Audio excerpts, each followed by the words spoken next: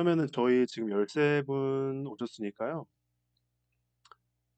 네, 그러면은 1교시에는 블록체인 팀부터 발표를 들어보도록 하겠습니다. 저번에도 말씀드렸지만 저희 그 발표 시간에는 카메라를 꺼주시고 토론 시간에는 이제 속으로 이제 작은 단위로 보이니까 그때는 카메라를 켜주시면은 될 것 같습니다. 그래서 블록체인 팀은 발표를 나눠서 하나요? 아니면 한 분이서 다 하시나요?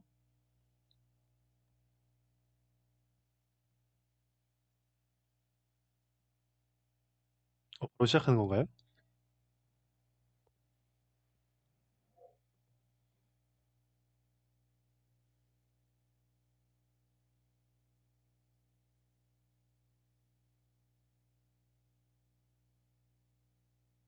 네, 그러면은 시작해 주시면 될 것 같습니다. 네, 제가 양해 말씀 좀 몇 가지 드릴게요. 제가 일단 목이 좀 안 좋은데 소리가 좀 고르지 못한 점을 일단 좀 생각을 해주시길 바라고요. 그리고 저희 팀의 지금 절반이 코로나에 확진이 됐어요. 제가 코로나 걸린 건 아니고요.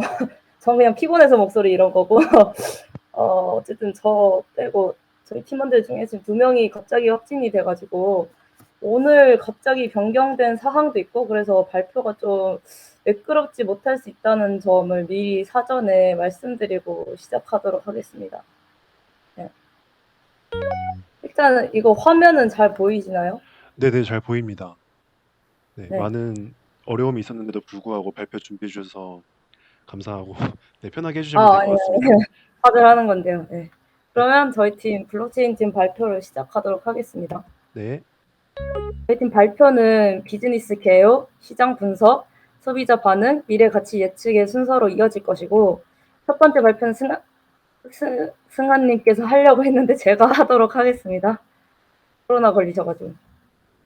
네, 일단은 비즈니스 개요부터 말씀드리도록 할게요. 블록체인 기술에 대한 아이디어는 1991년 초에 하버와 스토네타라는 과학자에 의해서 제시되었는데요. 이들은 디지털 문서의 날짜가 변경되거나 위조될 수 없게끔 하기 위해서 타임스탬핑이라는 수학적이고 실용적인 해결책을 도입했습니다. 즉 전자기록물의 진본성과 유효성을 나타내기 위해 사용되는 타임스탬프를 저장하는데 암호학적으로 안전한 블록들의 체인을 사용했으며 1992년 머클트리 구조를 도입한 후 여러 문서를 하나의 블록에 모을 수 있게 되며 보다 효율적이게 되었습니다. 그러나 정말 이 정말 기술은 죄송한데요. 그 혹시 네, 지금 슬라이드가 넘어가고 있는 중인가요? 네, 넘기고 있는데 안 네네, 넘어갔나요? 네, 지금 바로 넘어갔습니다. 감사합니다. 지금 전체 화면으로 보이세요 혹시? 아니요, 지금 전체 화면으로 안 보이고 있고 네, 그러면 지금 이렇게 할게요. 이렇게 네네, 이게 최선인 것 같아요. 네, 감사합니다. 이렇게 할게요. 네. 그러나 이 기술은 사용되지 않다가 비트코인이 탄생하기 4년 전에 2004년에 특허권이 만료되었습니다. 그리고 작업 증명이라는 채굴을 통한 블록 간의 합의를 도출하는 알고리즘이 자리 잡으면서 2008년 말에 사카시 나카모토에 의해 비트코인 네트워크가 구축되게 됩니다. 이후 1세대 블록체인인 비트코인에서 기술 활용도가 조금씩 변화하며 2세대 비트코인인 이더리움과 같은 다양한 블록체인이 등장하게 되었습니다. 블록체인은 투명성과 보안성이라는 특징뿐만 아니라 분산성이라는 핵심적인 특징이 있는데요. 이 분산성이라는 특징이 블록체인의 특징을 종합적으로 다루고 있습니다. 우선 분산성이라는 키워드가 탈중앙화라는 키워드로 불려지게 된 이유를 알고 넘어가면 좋을 것 같습니다. 탈중앙화라는 단어가 블록체인의 특징으로 선택되기까지 시대의 요구가 잘 반영되어 있기 때문입니다. 어떤 사람들은 탈중앙화된 세상이야말로 우리가 나아갈 미래라고 말하기도 하지만 반대로 어떤 사람들은 탈중앙화라는 단어가 ICO 마케팅을 위한 세일즈 단어일 뿐 그 가치가 없다고 하기도 합니다. 그럼 진정으로 탈중앙화는 무엇을 의미할까요? 우선 탈중앙화라는 단어를 유행시킨 당본인 중 한 명에는 이더리움 창시자 비탈릭 부테린이 있는데요. 비탈릭은 이더리움 백서의 제목으로 A Next Generation Smart Contract and Decentralized Application Platform이라고 쓰면서 탈중앙화를 강조하였습니다. 또한 부테린은 일련의 글을 통해 나름대로 탈중앙화를 정의하였는데 그의 정의는 PPT에 보시는 바와 같이 구조적 탈중앙화, 정치적 탈중앙화, 논리적 탈중앙화 이렇게 세 가지로 나뉩니다. 비탈릭의 정의는 탈중앙화가 가져올 수 있는 사회적 의미로부터 정의를 분리했다는 점에서 의미가 있습니다.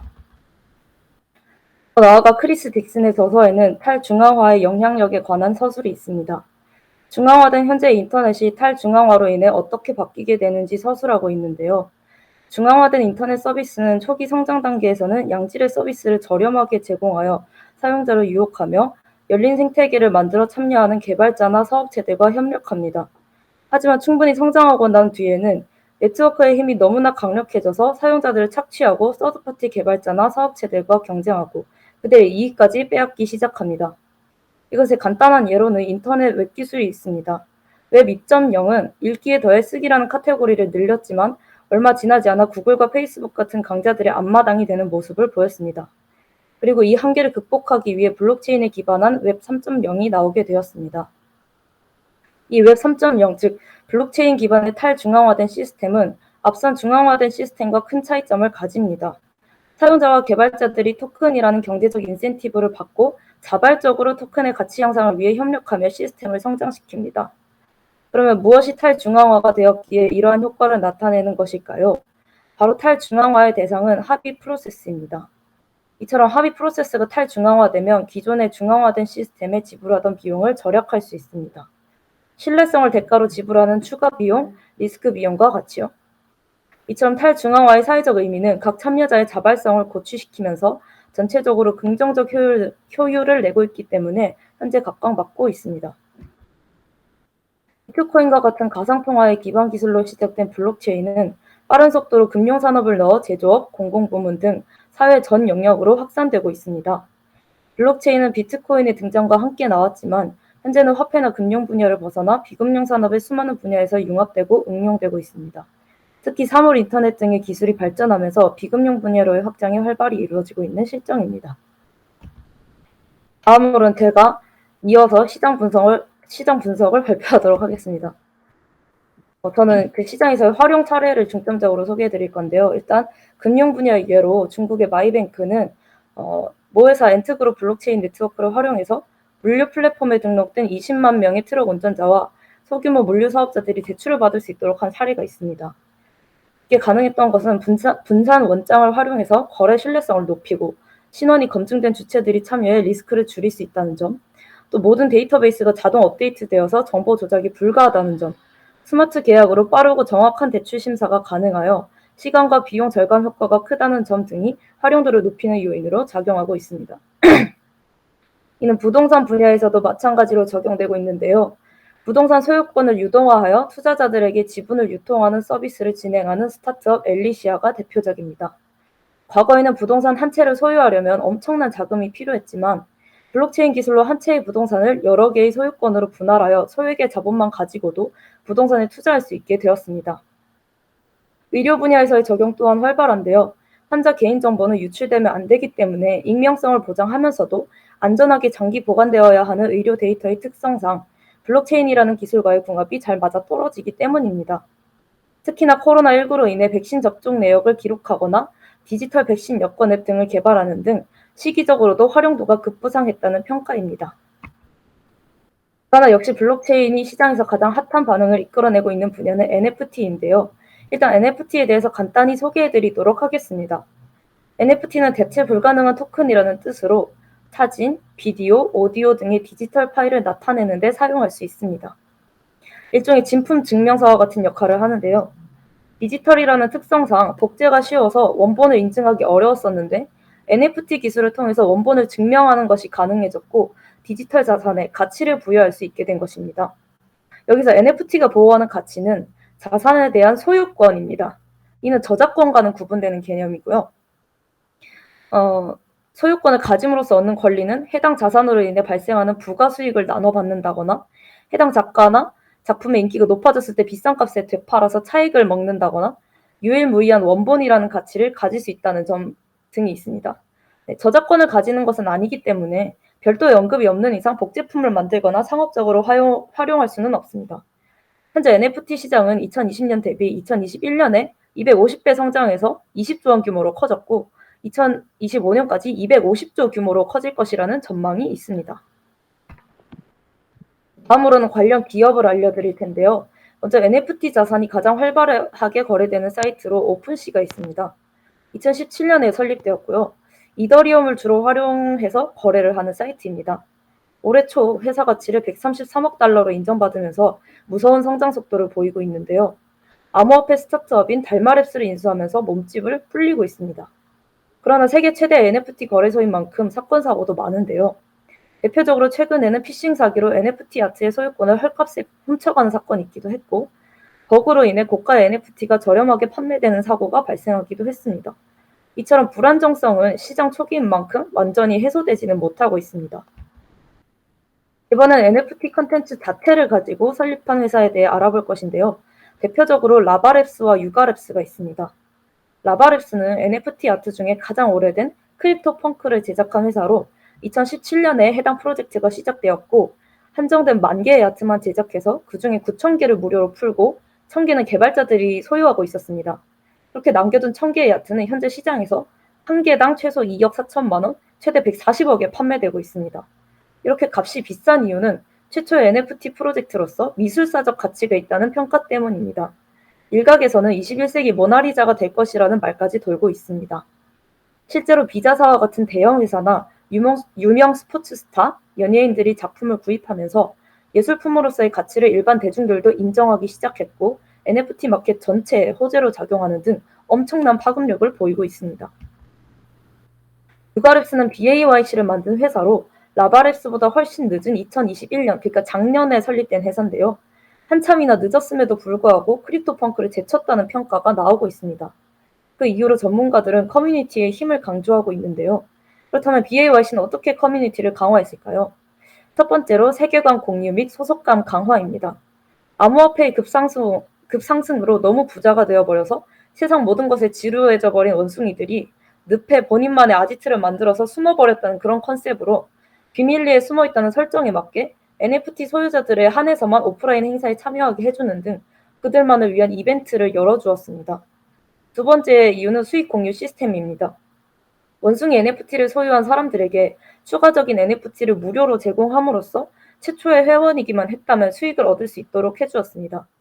이때 특이한 NFT를 받은 경우 하루아침에 70억을 번 사람도 있고, 그렇지 않더라도 평균 8천만 원의 수익을 얻을 수 있었던 것으로 보입니다. 세 번째 이유는 지적재산권 인정으로 인한 사업화입니다. 기존의 NFT 아트의 경우 아까 말씀드렸듯이 저작권을 인정하지 않기 때문에 NFT를 구매했다고 해도 개인적인 상업 활용은 금지되어 있는데요. BAYC의 경우에는 오히려 적극적으로 권장해서 다양한 분야에서의 활용이 가능해졌고, 일반 대중들에게까지 각인시키는 효과를 얻을 수가 있었습니다. 이처럼 다양한 혜택들이 존재하기에 기존 소유자들이 이탈하지 않고 지속적으로 커뮤니티의 결속력을 강화할 수 있었습니다. 그러나 NFT 시장 전망이 마냥 밝지만은 않은데요.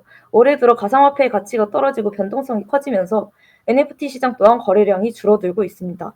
일각에서는 NFT 시장에 원래 거품이 껴있었기 때문에 앞으로 장기간의 조정을 거치고 우량 NFT만 살아남는 방식으로 시장이 개편될 것이라는 평가를 하기도 했습니다. 아직 시장 초기인 만큼 앞으로 변화를 잘 지켜보고 기회를 포착해야 할 것 같습니다. 다음으로는 블록체인에 대한 소비자 반응에 대해서 제가 발표하도록 하겠습니다. 먼저 긍정적인 반응으로 블록체인이 SNS 이용자 사이에서 꾸준히 언급되어지면서 나타나고 있습니다. 긍정적인 반응이. 최근 암호화폐를 둘러싼 관심이 사람들 사이에서 크게 증가하면서 암호화폐의 핵심 기술인 블록체인도 함께 조명받고 있기 때문입니다. 한국블록체인협회 준비위원회가 한국사회여론연구소에 의뢰해 발간한 블록체인 소셜 분석 보고서에 따르면 블록체인 버즈량은 2017년 10월 이후 큰 변동 없이 꾸준히 증가하는 추세를 보이고 있습니다. 최근 정부의 강한 규제 움직임으로 주춤하고 있기는 하지만 비트코인을 중심으로 암호화폐의 검색도 계속 상승하고 있기 때문에 블록체인에 대한 관심은 지속적으로 상승할 전망입니다. 부정적 반응으로는 규제, 문제, 사기, 사고 등의 연관어와 같이 언급되었습니다. 블록체인을 기반으로 하는 가상화폐로 인한 투자 실패나 손실의 이야기가 SNS를 통해 퍼지면서 이런 부정적 반응이 계속 확산되고 있는 추세입니다. 마지막으로 최근 이슈로 대선 후보들이 블록체인에 대해서 했던 공약들을 말씀드릴 건데요. 일단 첫 번째로 심상정 정의당 대선 후보는 블록체인은 국가가 적극적으로 연구 개발 및 투자를 지원해야 한다 라고 밝혔습니다. 근데 반면에 윤석열 국민의힘 당선인이나 이재명 더불어민주당 대선 후보는 지난 1월 19일에는 경쟁적으로 가상자산 투자 수익의 비과세 확대를 약속하고 나서면서 이 블록체인 기술보다는 사람들의 피부에 와닿는 그런 투자와 관련된 공약을 강조한 것으로 보입니다. 다음으로는 블록체인의 미래 가치 예측에 대해서 태우님께서 발표해 주시도록 하겠습니다. 그럼 이번에는 블록체인의 미래 가치에 대해 알아보겠습니다. 블록체인 기술은 금융 영역을 넘어 전 산업으로 실종화가 이루어지고 있는데요. 비트코인이라는 투자 개념뿐만 아니라 전 산업을 연결하고 탈중앙화라는 디지털 민주주의를 실현하는 마중물로 자리잡고 있습니다. 2022년은 블록체인의 초연결 융합 원년이 될 것으로 보이는데요. 특히 제조업과 공공 부문에서 블록체인 기술이 전통 산업 플랫폼을 변화시키고 있습니다.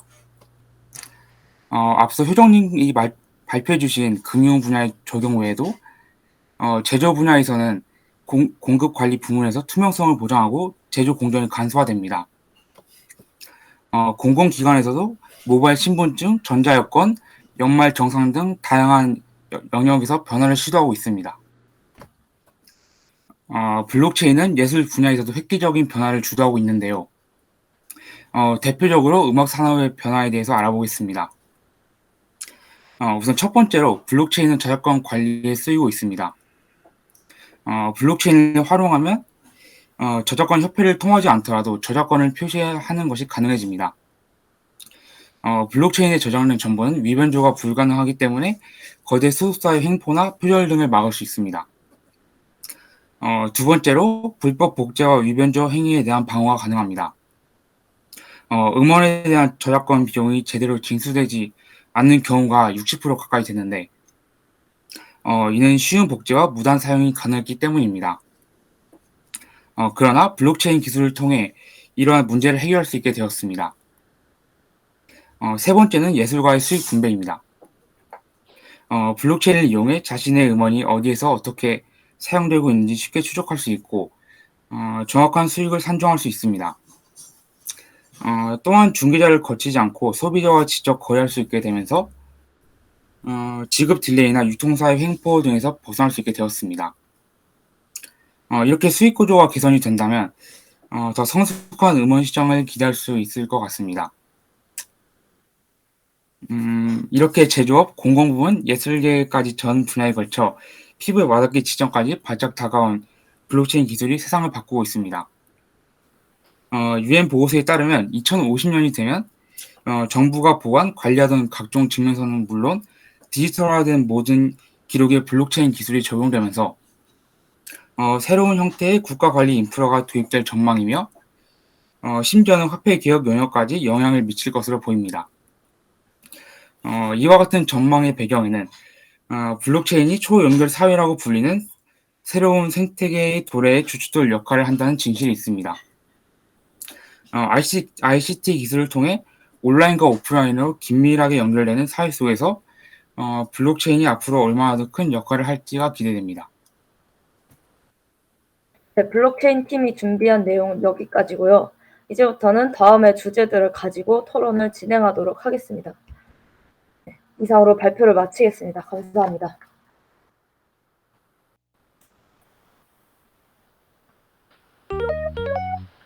네, 좋은 발표 정말 잘 들었고요. 특히 효정님이랑 태훈님 이제 팀원 중에서 많이 빠지신 분들이 많았을 텐데 수고해 주셔서 감사하고 효정님 목 상태 안 좋은데도 이렇게 해주셔서 너무 감사합니다. 먼저 저희 토론 들어가기 전에 그 Q&A 먼저 한 다음에 토론 진행하겠습니다.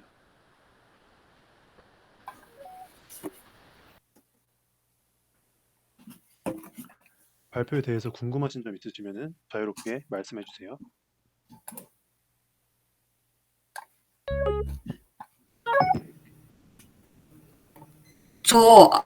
아까 제가 NFT를 잘 몰라가지고요. 너무 당연한 질문일 수도 있을 것 같은데, 혹시 NFT가 소유권이지만 저작권이 아니라고 말씀해 주셨잖아요. 근데 이후에 토론 문제에서는 이 블록체인으로 통해서 NFT를 통해서 이제 이게 보장이 되는 거니까 크리에이터 분들이 뭐 더 증가할 것으로 보는가 이런 내용이 있는 걸로 제가 파악을 했는데 이 저작권이 아니고 소유권이다라는 게 이게 뭔지 조금 더 자세하게 설명해 주실 수 있을까요? 헷갈려요. 아, 네, 제가 저작권이나 소유권이라는 게, 그러니까 저작권이라는 거는 그 아티스트가 만든 작품에 대해서 받게 되는 일종의, 굉장히 이게 설명하기가 애매한 개념이긴 해요. 소유권과 저작권이라는 개념이. 네, 그러니까 저작권이라고 하면 우리가 보통 저작권을 침해했다 이렇게 하면 불법 복제 막 이런 키워드가 떠오르잖아요. 그러니까 원래 있던 작품을 그대로 복사해가지고 어딘가에 활용을 한다거나 상업적으로 써먹는다거나 이렇게 하면 저작권이 침해되는 거거든요. 근데 소유권 같은 경우에는 그 저작권으로부터 발생하는 부가 수익이 소유권에 해당해요. 그래서 예를 들면 만약에 어떤 아티스트가 NFT로 작품을 올리고 그래서 그 작품을 누군가가 NFT로서 구매를 해요. 그러면 그 구매한 사람은 소유권을 갖게 되거든요.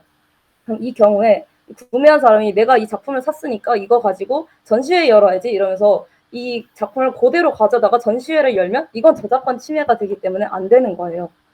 근데 이 작품을 애초에 만든 이 저작권, 그러니까 아티스트가 이 작품을 가지고 어떤 전시회를 열면 그 전시회를 통해서 수익이 발생할 거 아니에요?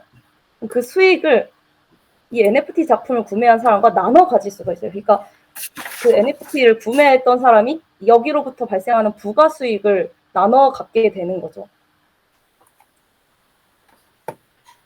그러니까 그 원래 있던 그 원래 작품으로부터 나오는 추가적으로 발생하는 그런 경제적인 효과를 함께 나눠 갖게 된다. 뭐 이렇게 생각하시면 편할 것 같아요.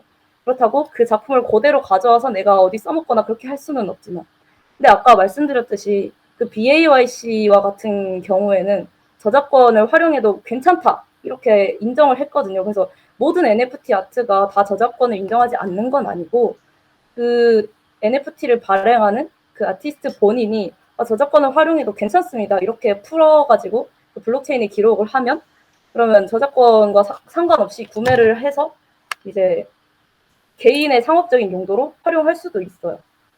아, 그래서 아까 그 부동산 산업에서 엘리시아가 한 채 가지고 여러 개로 분할한다는 게 그런 의미네요. 소유권을 분할해서 가질 수 있는 거니까. 네네네네. 오, 감사합니다. 이해했습니다. 네. 다행이네요. 제 설명이.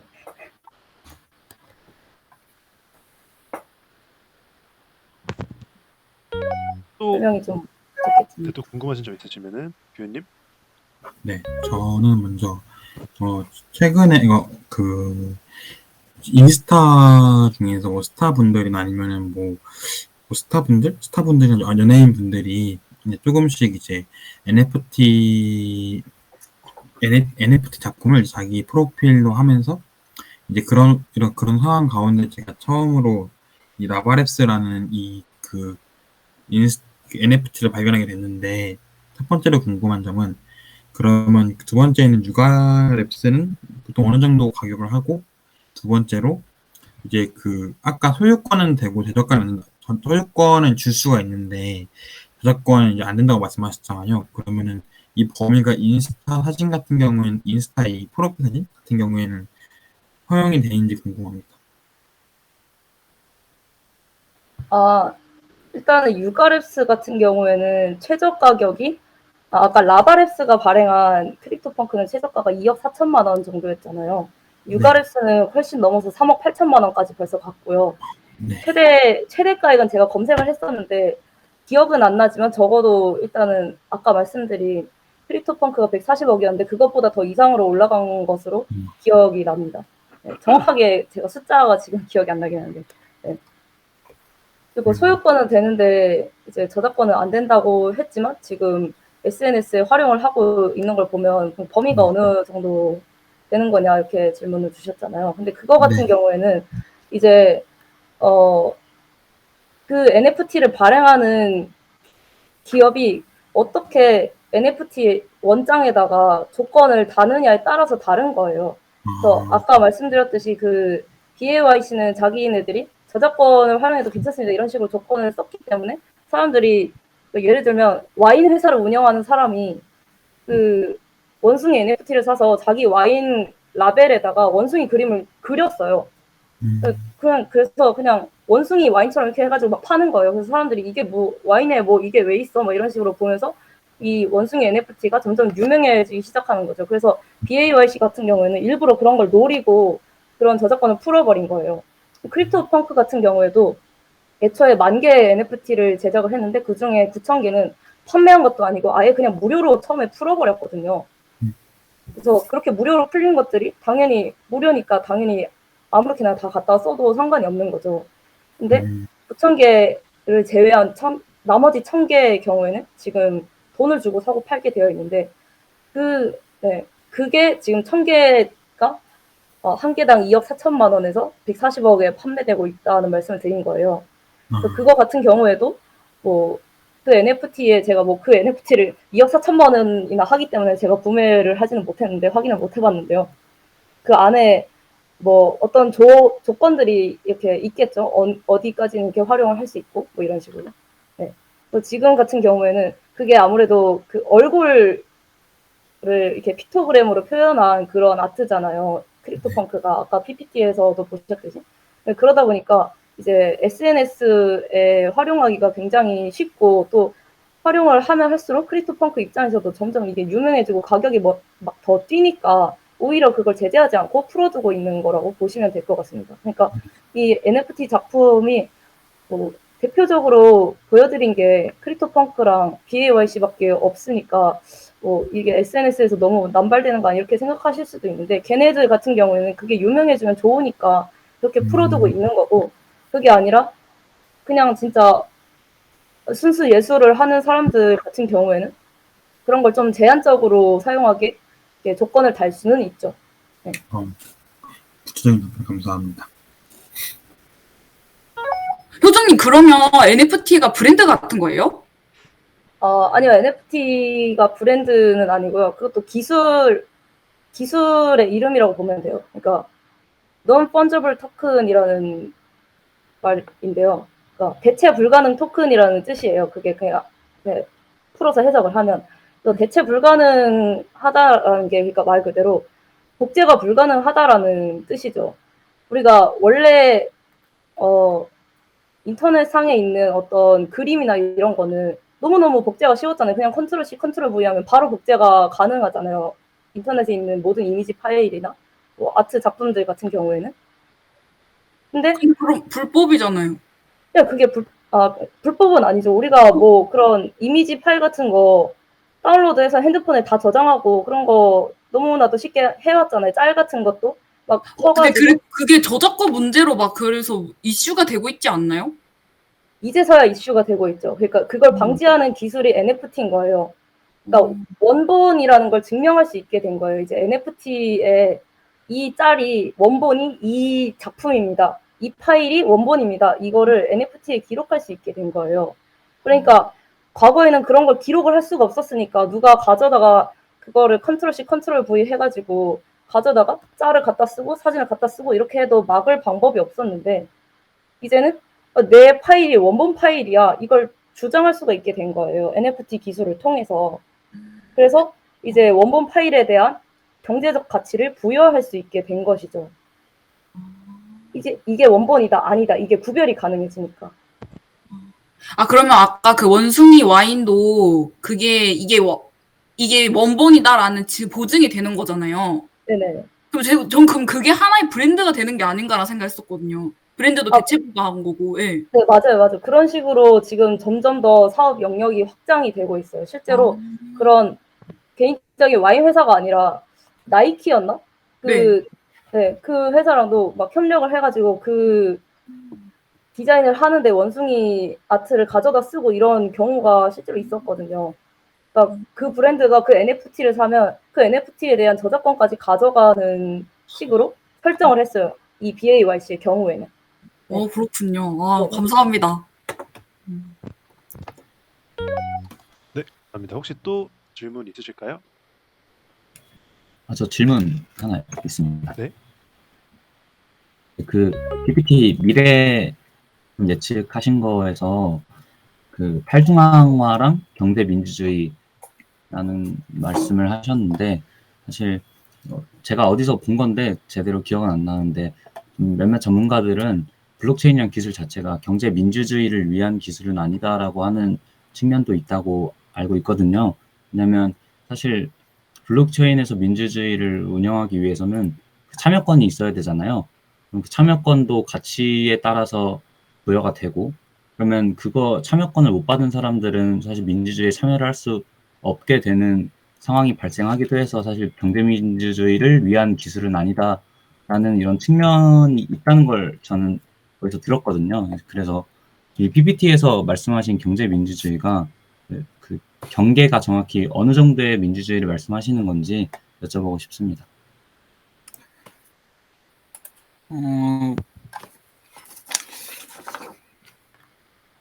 저는 일단 그 디지털 민주주의라고 했는데 경제적 민주주의라는 게 아까 그 경제 그 자격이 있는 사람들에게 민주주의가 적용된다고 하셨는데 근데 이 블록체인이 적용되기 전에는 그 자격이 있어도 그 중앙에서 다 관리를 하는 거니까 뭔가 그 개인의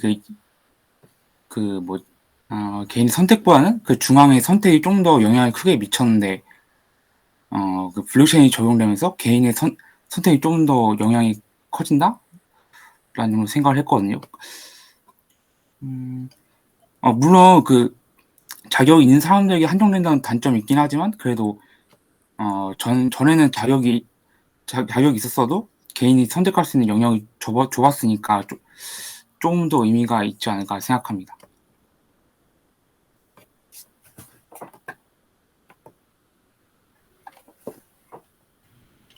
혹시 그 참여할 마음이 있고 참여할 자격이 있는데 자격이 사실상 중앙에 의해서 박탈된다는 그런 뉘앙스 말씀하셨는데 혹시 예를 하나 들어주실 수 있나요?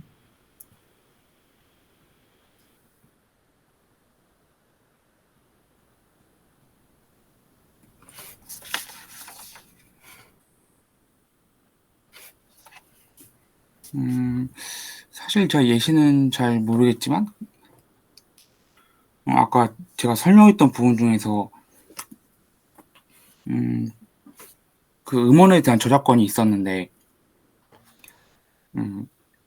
그 전에 블록체인이 도입되기 전에는 자격이 그 중앙에서 그 저작권을 다 컨트롤을 했거든요. 그래서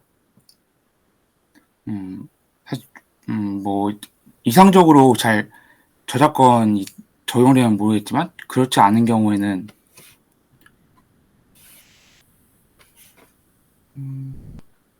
약간 거대 소속사에서 그 저작권에 관한 정보를 약간 조작한다든가 그런 게 있을 수 있었는데 지금은 블록체인 기술을 적용하면 각 그 자격이 있는 사용자마다 저작권을 확인할 수 있는 방법이 있으니까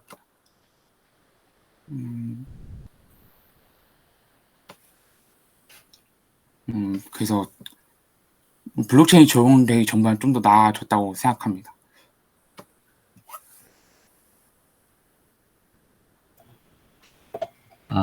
혹시 그러면 그게 단체 내에서 어떤 개인 좀 위치가 권력적으로 좀 위치가 낮은 사람이 가지고 있던 가치가 조금 더 이 블록체인이라는 기술을 통해서 보장을 받을 수 있다라는 개념이신 건가요? 네. 네, 알겠습니다. 감사합니다. 제가 조금 더 네, 붙여서 설명을 드리자면 일단은 블록체인 기술의 핵심이 탈중앙화잖아요. 그러니까 기존에는 어떤 중간에 핵심적인 그런 주체가 있어야만 모든 어떤 정보나 컨텐츠나 이런 것들이 유통이 가능했단 말이에요. 우리가 흔히가 아니라 쉽게 생각할 수 있는 예로 유튜브 같은 게 있죠. 우리가 크리에이터들의 시대가 왔다, 1인 크리에이터의 시대가 왔다, 막 이런 말이 오면서 유튜버들이 굉장히 많이 늘어났잖아요. 근데 이 유튜버도 어떤 개인의 주체, 한 사람의 주체로서 수익을 올릴 수 있지만 결국에는 유튜브라는 이 중간 이 매개체가 있어야만 수익을 올릴 수 있는 구조잖아요. 현재 지금 상태로는. 만약에 유튜브가 뭐 해킹당해가지고 잠깐 일시 정지 된다거나 서버가 다운된다거나 이렇게 되면은 바로 다 유튜버들의 수익 생태계에 바로 문제가 생기는 그런 상태인 거잖아요. 근데 블록체인 이 기술이 도입이 되면 이 유튜브라는 중간 핵심 이 주체가 없어도 유튜버 개개인들이 각자 자신만의 컨텐츠만 있으면 그거를 수익화 시킬 수 있는 그런 세상이 온다. 뭐 이런 개념인 거예요. 그래서 이게 꼭 뭐 크리에이터 분야에만 적용되는 게 아니라 뭐 정치적인 분야에 있어서도 사실 우리가 지금 대의민주주의를 하고 있잖아요. 우리 모든 사람들이 다 각자 전 국민 5천만 명의 정치적 의사를 반영해가지고 우리의 어떤 행정적인 결정이 결정되지는 않잖아요, 현재. 지금 상태는 누군가에게 투표를 해서 그 사람한테 권리를 맡기고 그 권리를 맡은 사람들이 그걸 이용해서 행정부나 뭐 각자의 위치에서 이렇게 역할을 하고 있는 거죠. 근데 블록체인이 점점 더 이제 상용화가 되면 더 많은 사람들이 이제 대의민주주의가 아니라 각자 개개인의 사람들이 직접적으로 참여하는 게 가능해질 것이다. 사실 정말 최초의 민주주의 같은 경우에는 직접 민주주의로 이루어졌었잖아요. 개개인들이 다 투표를 하고 다 광장에 모여가지고. 근데 사람이 너무 많아지니까 이제 그렇게 하지 못하고 대의민주주의를 하고 있는 건데 이제 다시 블록체인 기술을 활용하면 그런 누군가에게 일임하고 맡기고 이렇게 투표를 했다가 나 저 사람 잘못 뽑았어. 혹은 이번에 선거를 대선이 얼마 전에 있었지만 거의 절반에 가까운 표가 한 방으로 딱 갈려버렸잖아요. 그렇게 되면 거의 반의 절반 정도의 의견밖에 대변하지 못하는 그런 상태가 된 건데 이런 정치적인 어떤 리스크나 그런 문제들을 블록체인이 도입됨으로써 개개인 한 명 한 명의 의견이 다 반영될 수 있는 그런 세상이 올 수가 있다. 물론 먼 미래의 얘기겠죠. 지금 당장 불가능한 얘기고. 그래서 그 민주주의가 실현되기 위한 수단이 아니다. 블록체인은 그게 어떻게 가능하냐 뭐 이런 지적이 있는 것도 사실 제 개인적인 사견이지만 과도기에 있기 때문이라고 생각을 해요. 지금 당장에서는 그런 것들이 실현 불가능한 거잖아요. 그렇게 갈 거라고 말은 하고 있지만 근데 그렇게 안 되고 있고 어쨌든 이것도 블록체인이라는 것도 산업의 일부기 때문에 어떤 특정 주체들이 지금 나서서 이제 이 산업을 이끌어가고 막 새로운 어떤 비즈니스 모델을 개발해서 회사를 세우고 있고 이렇게 하고 있단 말이에요. 그러다 보니까 그렇게 시장에 선점해서 진입한 사람들이 뭔가 기존의 웹 2.0 시대에서 이게 중앙 집중화된 그런 주체들처럼 지금 마찬가지 아니냐. 뭐 탈중앙화 된다는데 그런 선점한 사람들이 예전처럼 다시 뭐 중앙 집중적으로 권력을 가지는 거 아니냐 뭐 이렇게 바라보는 관점도 있어요. 근데 그거에 대해서는 제가 지금 너무 말을 많이 한 것 같은데 이게 사실 토론 주제 중에 하나거든요.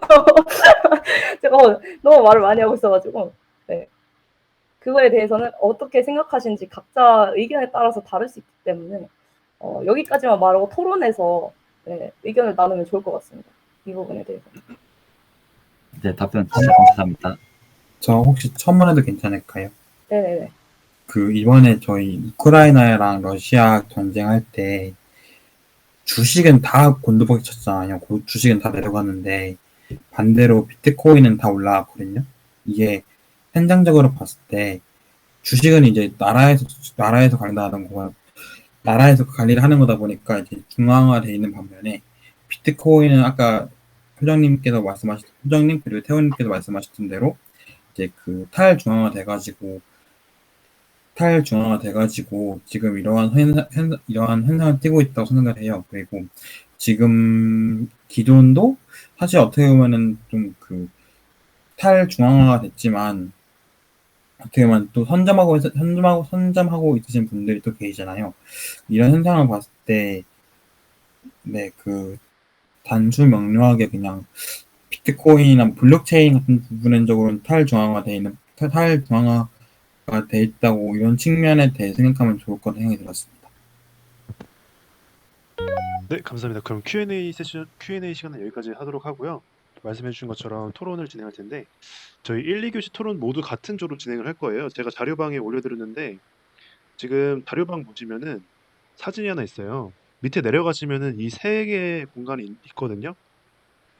그래서 번호 제가 붙여드렸죠. 1조, 2조, 3조 각 위치로 가시면 됩니다. 제가 1조부터 3조까지 올려드렸는데 다시 한번 이름 불러드릴 테니까 지금 바로 코드로 가져서 토론 진행해 주시면 됩니다. 1조 정태훈, 이가윤, 오주영, 이승규, 김주호, 2조 김혜은, 공규현, 윤수지, 조한슬, 이승환, 3조 최효정, 이민찬, 박유진, 박성규, 정현석. 네, 지금 바로 이동해 주시면 되겠습니다.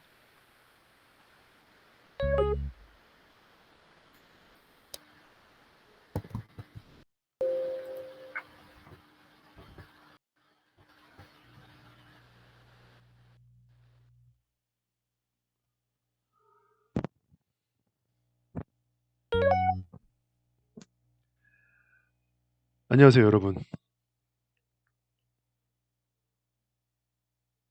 예, 안녕하십니까. 안녕하십니까. 응? 지금 거기 데리고 올게요. 아,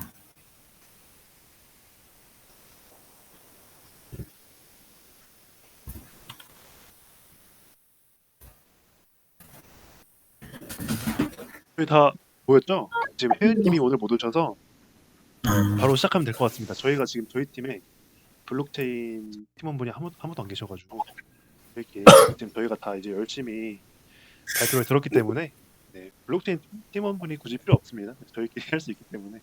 그럼 저희 그 토론 주제가 4가지가 있어요. 톡방에 보시면 자료방에 보시면 지금 효정님이 올려주셨거든요. 그래서 지금 이거를 공유하기가 힘들어서 각자 톡방을 보시면서 같이 참여를 해주시면 될 것 같습니다. 카카오톡을 켜셔서 네. 네, 좋습니다. 그래서 저희가 이게 4개 주제가 있는데 이 중에서 하고 싶은 것만 저희가 15분밖에 시간이 없기 때문에 한두 개만 하면 될 것 같습니다. 저 근데 1번이 아까도 지금 궁금해서 물어보고 싶었던 게 이게 그러니까 블록체인이 NFT가 네. 보증서인 거잖아요. 네네. 그래서 개개인의 그 경제 민주화 할 수 있다고도 얘기했었던 건데 네네. 근데 그런 걸 증명으로 해주는 그거를 뭐랬지? 품질 검사하듯이 그걸 증명을 해주는 기관이 있지 않나요?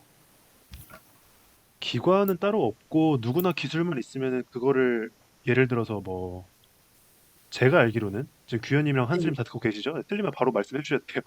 네네. 이게 블록체인이 암호화되어 있는 거잖아요.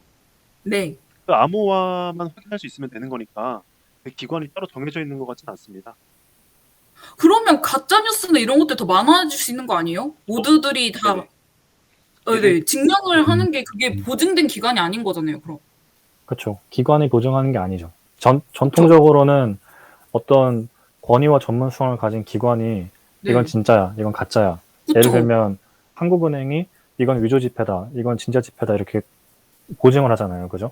네. 그게 지금까지의 모델이고 블록체인은 이걸 완전히 뒤바꾸는 거예요. 그러니까 정반대로 중앙화된 권력기관이 전혀 없는 상태에서 예를 들어서 화폐를 예시로 들면 원래는 화폐의 가치를 국가 중앙은행이 독점적으로 보증을 하잖아요. 그죠? 경제 네, 시스템에서. 네. 근데 블록체인을 활용하는 예를 들면 비트코인 같은 화폐는 그런 화폐는 예를 들면 저희 지금 하나 둘 셋 넷 4명이 있잖아요. 네. 4명이서 전부 다 이게 진짜다라고 이제 그 블록체인으로 이렇게 기록을 하는 거예요. 그 다음에 만약에 화폐가 위조가 된 것 같으면은 그러니까 이게 블록체인이라는 게 일종의 거래 장부거든요. 네. 거래 장부이기 때문에 뭔가 위조나 변조가 일어난 것 같다라고 이제 말을 했을 때 이제 여러 명이 이제 동일한 블록체인을 이제 공유를 하고 있기 때문에 그 뭐라고 해야 될까요? 그러니까 예를 들어서 지금은 저희가 4명이지만 이게 막 10만 명, 100만 명, 1000만 명으로 늘어나서 예를 들어 우리나라 5천만 명 국민이 전부 다 화폐가 진짜 화폐에 대한 블록체인을 가지고 있으면은 그 중에서 한 명이나 2명이 위조나 변조를 시도를 했을 때 나머지 4,999만 명한테 이제 걸리겠죠. 네. 네네. 그런 식으로 이제 가품을 보정을 하는 겁니다.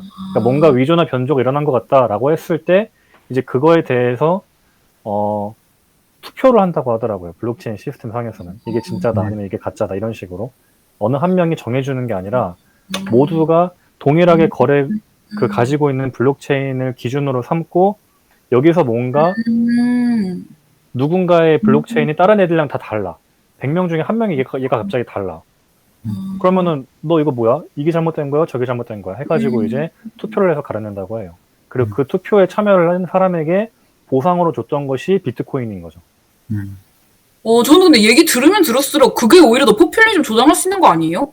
그렇게 생각을 할 수도 있어요. 그래서 그쵸? 만약에 그런 비판도 있습니다. 그래서 만약에 100명이 모여 있는데 그 진품은 따로 있는데 예를 들어서 99명이 뭐 담합을 해가지고 그러니까. 가짜를 진짜라고 뭐 우기면은 그게 응. 진짜가 될 수도 있는 거긴 하겠죠. 어. 그렇게 될 수도 있죠. 위험하네요. 네, 그러니까 이론적으로는 그런 위험성도 있다고는 저도 알고 있습니다.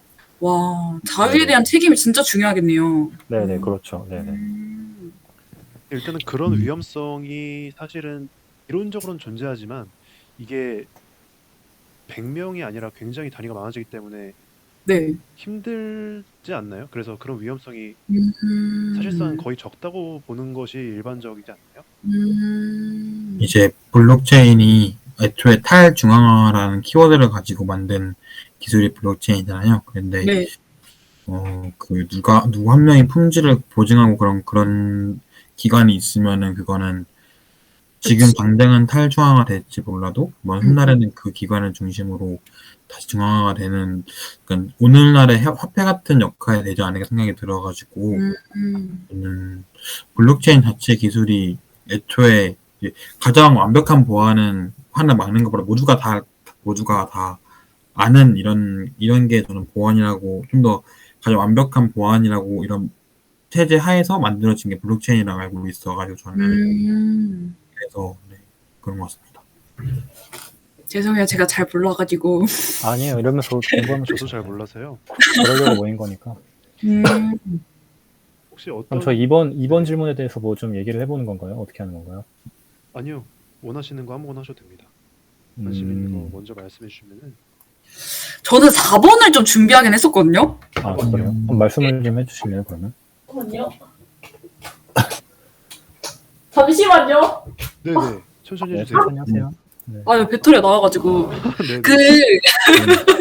저희 한국 법이, 제가 자세하진 않지만, 한국 법이 포지티브라고 알고 있어요. 원래 네거티브가 제일 법에서 좋은 건데, 그러니까 뭐뭐 해라 이게 많은 거죠. 원래 이거 하지 마라 이게 제일 법에서 좋은 건데, 뭐뭐 하세요 해서 이게 되게 많은 게 우리나라 법인 걸로 알고 있거든요. 그래가지고 4번 같은 경우에 이게 이제 법에 관련된 건데 규제 막 강화해야 된다 이런 말이 있는 건데, 저는 이 법을 만약에 이걸 한다면 네거티브식으로 해야 된다 생각해요. 뭐 이렇게 하면 안 된다 이런 식으로 해야지, 뭐 이렇게 하세요 이렇게 하세요 이거는 오히려 더 막는다 생각을 해가지고 4번 봤을 때는 만약에 강화를 한다 하더라도 뭐 아까 저희가 말씀했듯이 막 그렇게 뭐 이렇게 모집을 해가지고 뭐 이렇게 투기 단합을 한다거나 어떤 특정한 목적을 위해서 그런 걸 하지 말라는 식으로 네거티브 형식으로 해야지, 우리나라 입법 형식 특성상 그런 포지티브 형식으로 하면 지금 때가 어느 때인데 이렇게 신기술을 가지고 구시대적인 관점으로 하는 거니까 규제는 저는 그렇게 해야 되지 않을까라고 그냥 막연하게 생각했었거든요. 제가 그러니까 최소한의 금지 사항 빼고는 아무거나 할 수 있다 이런 식으로 가야 되는 거죠. 네네. 그쵸. 제 개인적으로 한 달 전쯤에 2달 전인가 한 달 전쯤에 저희 학교에서 원래 이재명 후보가 오기로 했었는데 국회의원이 민주당에서 개최했던 토크 콘서트가 있어요. 뭐였냐면은 청년 주식을 말하다라는 주제의 토크 콘서트였는데, 당시에 이재명 후보는 못 오셨고 국회의원님이 오셨는데, 그분이 이제 민주당 내에서 어떤 투자에 관련된 그런 거를 담당하시는 분이셨던 것 같아요. 강병욱 의원님이라고. 그분에 대해서도 저희가 그때 의대생들이 질문을 했었거든요. 어떻게 블록체인에 대해서 어떻게 생각하시냐 했더니, 이 부분에 대해서 저희가 정부가 초기에 대응을 잘못한 것 같다. 초기에 저희가 한국은행에서도 그렇고 블록체인 이거 하지 마세요 이런 식의 분위기가 조성됐었잖아요. 그쵸. 이거 투기예요, 이거 하지 마세요 이런 식으로 했었는데 지금은 또 바뀌었거든요. 그래서 그때 당시에 정부에서 대응을 잘못했다고 말씀을 하시면서 앞으로는 포지티브인지 네거티브인지까지는 말씀 안 하셨는데 좀 아까 3명의 후보 얘기도 PPT 때 말씀하셨는데 좀 긍정적인 방향으로 검토를 하시겠다고 말씀하셨습니다. 좀 네거티브였으면 좋겠다, 그쵸? 저도 기본적으로 네거티브, 제 생각에도 기본적으로 규제를 좀 싫어하는 맞아요. 저도 편인데. 그쵸. 그렇군요. 규제를 여기 보면 뭐 불안정성, 그다음에 투기 이런 것 때문에 규제를 강하게 해야 된다는 주장이 있다고 하는데 네, 사실 어떤 자산이든 간에 불안정성과 투기 세력은 다 존재를 하는 법이고 맞아. 그 가상화폐라고 다를 건 없다고 보거든요. 솔직히 말하면 뭐 테마주 이런 것들이 저는 오히려 더 심하다고 생각도 하고 가상화폐가 나온 지 좀 이미 됐기 때문에 네, 초기에는 좀 물론 그랬을지 몰라도 지금은 어느 정도 이제 안정이 됐고 실제로 이제 유후에 이제 기관 투자자들도 네. 가상화폐를 이제 금이나 달러 같은 좀 해칭의 수단으로도 이제 어느 정도 인정을 하고 있다. 안전자산처럼 인정을 하고 있다라고 제가 이제 들었었어요. 다른 금융 수업 때. 그래서 지금 상황에서 네거티브 규제를 하지 않고 포지티브를 한다면은 분명히 장기적으로는 이제 다른 국가에 비해서 좀 금융산업에 좀 도태가 일어나지 않을까 저도 그렇게 그쵸. 생각을 합니다. 네. 개인적으로 궁금한 건 혹시 여기 모이신 분들 중에서 코인 투자 해보신 적 있으신가요? 혹시 NFT 투자라든지 아니면 코인 투자라든지. 전 제 동생이 해요. 아, 수익을 네. 혹시 좀 거두신 편이신가요? 코인 투자를 통해서? 네? 수익을 좀 보신 케이스신가요? 코인 투자를 통해서? 수익을 받다가 지금 네네. 푸틴 때문에 아, 네, 네 길게 본다 하더라고요. 저는 전에 NFT 코인을 가지고 음료수 사 먹은 적이 있어요. 음료수요? 네. 우와, 음료수 얻으셨어요. 네, 그게 달콤 커피? 아, 그 오, 아니, 뭐 어떻게 하셨길래? 어디에 투자하셨길래? 아니요, 그게 아니라 그 네. 달콤 커피 회사 내에서 오픈 이벤트로 코인을 사고 그 코인을 사면은 그 코인을 사고 그 코인을 내면은 이제 음료수 2잔 준다라는 이벤트가 있어가지고 그거 먹었던 게 끝이었어요. 네. 아, 완전 알뜰하시네요. 우와, 그런 게 있구나. 네. 그럼 저희 주제 정해야 되지 않나요? 3분 남았는데. 저희 이제 방금 4번은 했고요. 네, 벌써 한 네. 주제 저희가 다뤘습니다. 그래도 하나만 더 다루면 될 것 같거든요.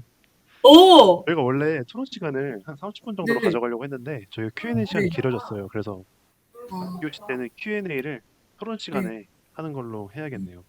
아, 죄송합니다. 제 아니에요. 약간 질문 있는 것 같은데. 아니에요.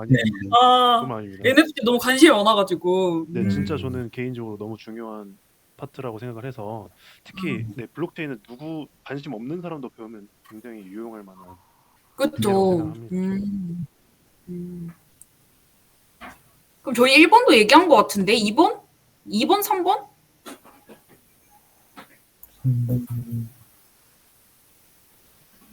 아, 토론은 그냥 저희끼리만 얘기하면 되는 거예요? 뭐 토론 맞아요. 끝나고 네, 아, 끝나고 저희 토론 내용에 대해서 이렇게 했어요. 이런 거 할 필요 없습니다. 저희끼리만 하면 되는 거고요. 아 그렇구나. 네네. 그럼 2번, 3번 중에 뭐 하나 더 할 거예요? 저 1번, 4번 한 거 아니에요? 저는 개인적으로 1번에 대해서 좀만 더 의견 오. 듣고 싶은데 혹시 오, 민주화에 대해서 네. 어떻게 생각하시나요? 저는 개인적으로 민주화가 실현될 거라고 생각을 했거든요. 아까 수현이 끊기셨죠? 네? 그쵸? 네, 아니 저는 네, 이렇게 하고 계세요, 지금. 아 그래요? 수현님 네트워크 좀 안 좋네. 그러니까 아 지금 뭐 제가 네트워크 안 인터넷이 좋은 것 같네요. 지금 들리시죠? 지금 다 들리는데 네, 이렇게 하고. 아 그래요? 저는 이 민주화에 대해서 개인적으로는 네. 민찬님께서 말씀하신 그 민주화가 된다고 하더라도 그 안에서 그 급이 나눠질 거라는 말씀하셨잖아요. 네네네. 저는 근데 그게 있더라도 그건 어쩔 수 없는 부분이고 왜냐면 이 세상이 완전 평등할 수 없잖아요. 민주주의가 평등주의는 아니니까. 그래서 저는 모르겠어요. 뭐라고 하죠 그거를?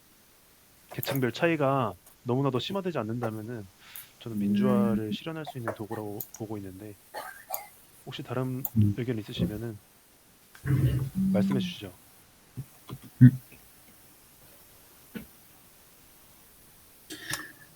그러니까 물론 그렇게 평등이 될 수는 없겠지만 이걸 통해서 소수의 사람들의 이야기도 들어볼 수 있다? 소수의 사람들 뭐 투표를 하는 거니까 그런 거에 의의가 있지 않을까요? 저는 NFT가 등장하면 계급 격차는 더 심해질 것 같아요. 네, 더 극심해질 것 같아요. 그래서 민주주의에 대한 의미를 아마 더 재정의를 해야 하지 않을까요? 아마 승환님 말씀처럼 평등이 아니라 모든 사람들이 이야기를 낼 수 있는 자유로운 게 전 민주주의라고 더 이렇게 좀 정의를 더 내리지 않을까 그런 생각도 드네요. 근데 전 여기서 민주주의가 정확히 어떤 뜻인지 모르겠어가지고 제가 읽고 왔어서. 맞아. 이걸 정치적으로 접근해야 될지 경제적으로 접근해야 될지 그쵸? 의미가 좀 다 다르니까.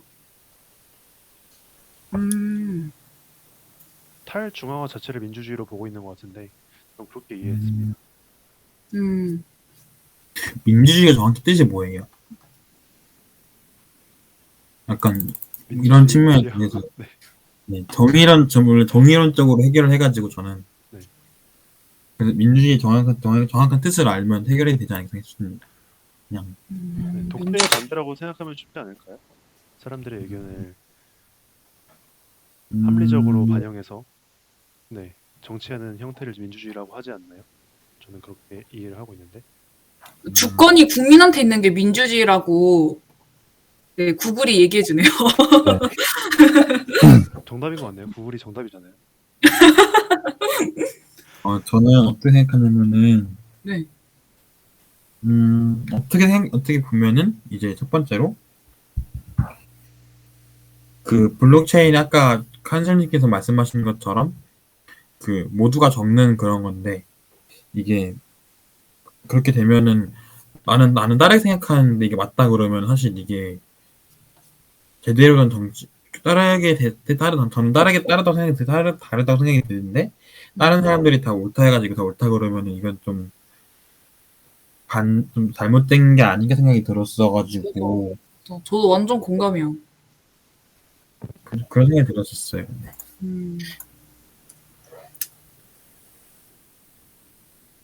아마 민주주의에 대한 정의가 다시 논의가 될 것 같아요. 기현님 말씀 따나. 교과서 바뀌겠네. 개정되겠다. 그쵸? 충분히 그럴 수도 있을 것 같습니다. 그쵸?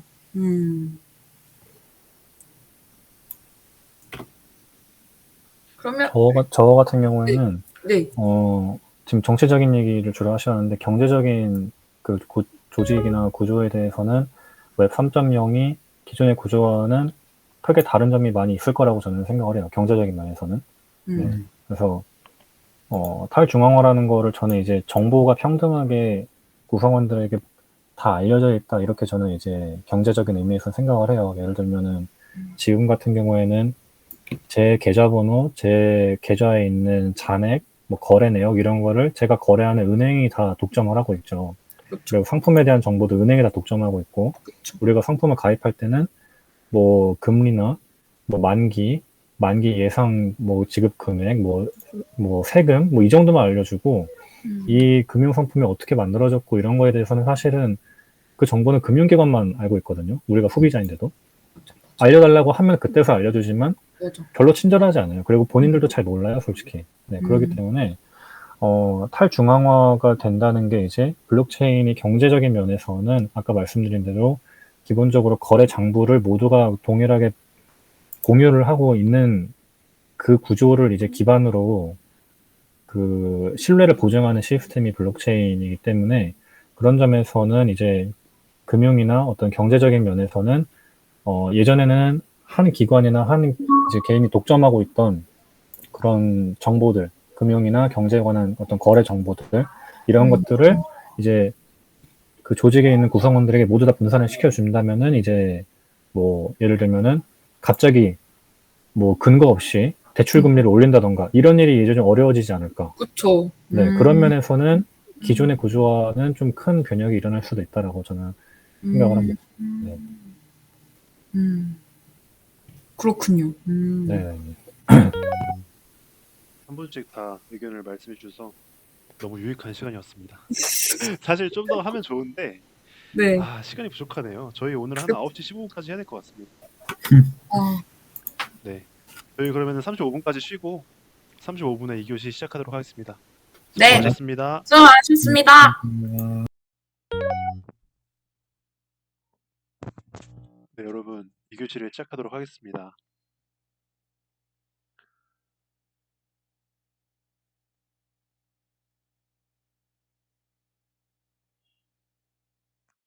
저희 연결이 안 좋나요?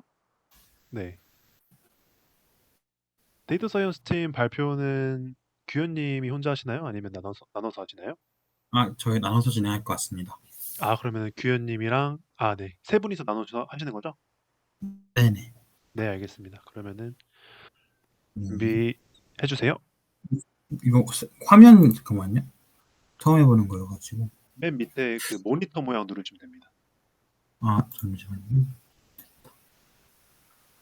잠시만요.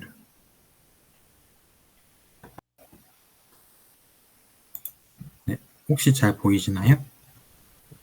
네, 잘 보입니다. 네, 그러면은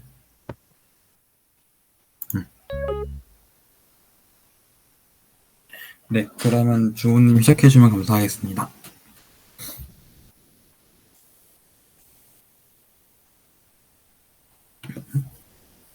잠시만요.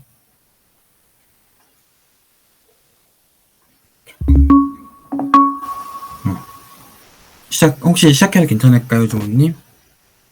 부모님이 잠시만 기다려달라고 해주셨으니까 잠시만 기다릴게요. 천천히 해주세요. 천천히 준비해 주세요.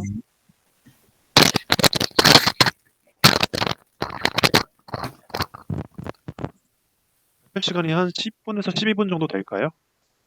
네네, 한 12, 13분 정도 됐고. 네, 좋습니다. 네, 그러면 이제 발표 시작해 보겠습니다.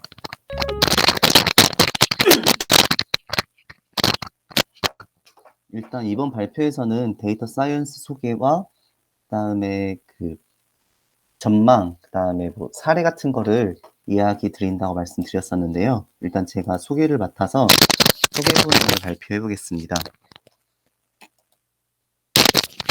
기현님 페이지 한번 넘겨주시겠어요?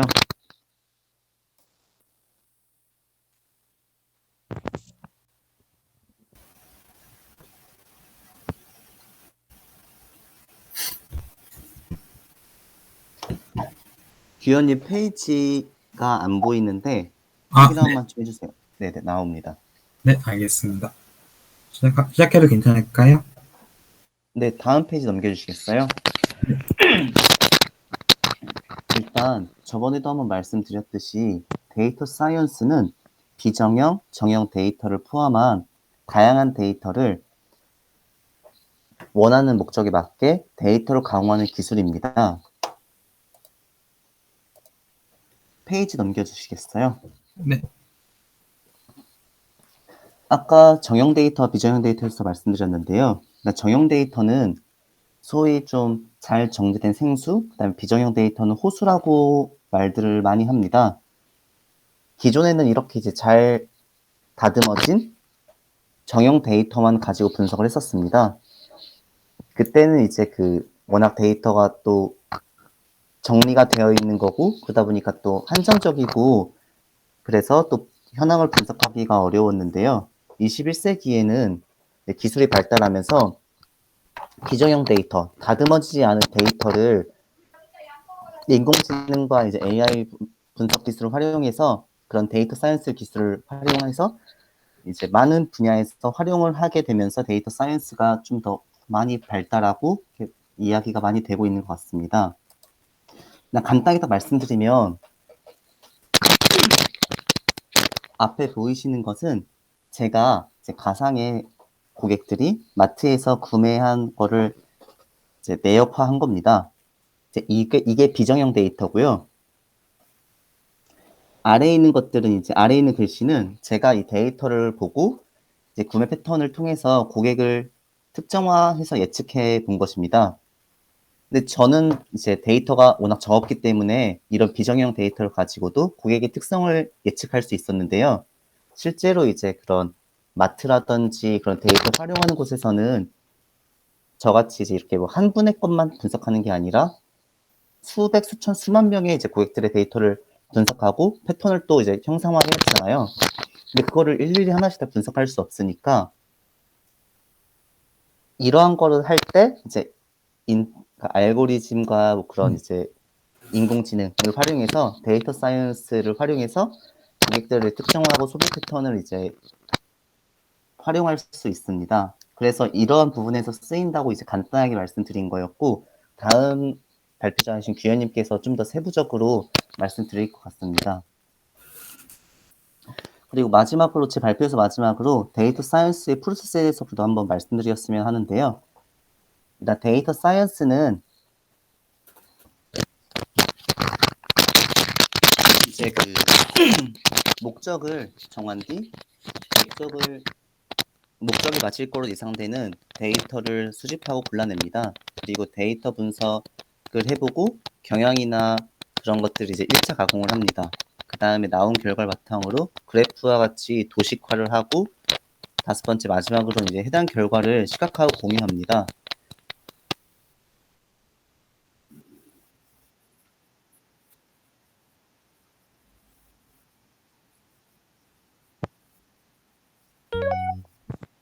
조니 지금 말씀이 안 들리고 있거든요.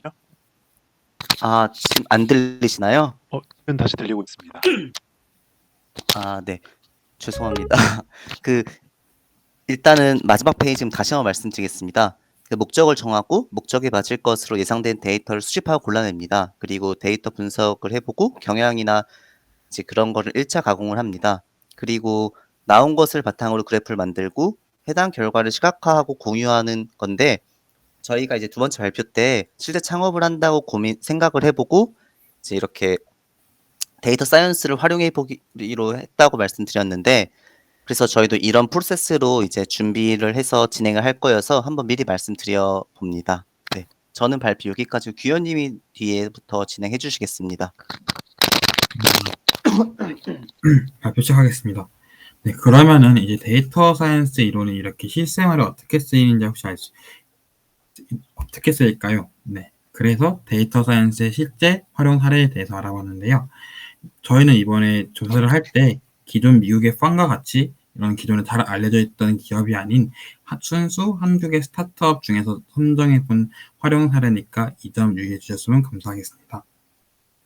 네, 첫 번째로 데이터 사이언스는 마케팅 측면에서 활용되어지는데요. 여기서 마케팅은 빅데이터로 분석되어진 결과로서 타겟 마케팅으로 분류되어질 수 있습니다. 그리고 타겟 마케팅은 SNS 마케팅 그리고 키워드 광고로 나눠져 있습니다. 네. 먼저 SNS 마케팅은 소비자들, 즉 유저들의 활동 내용 분석을 통해 소비자와 관련된 소비 서비스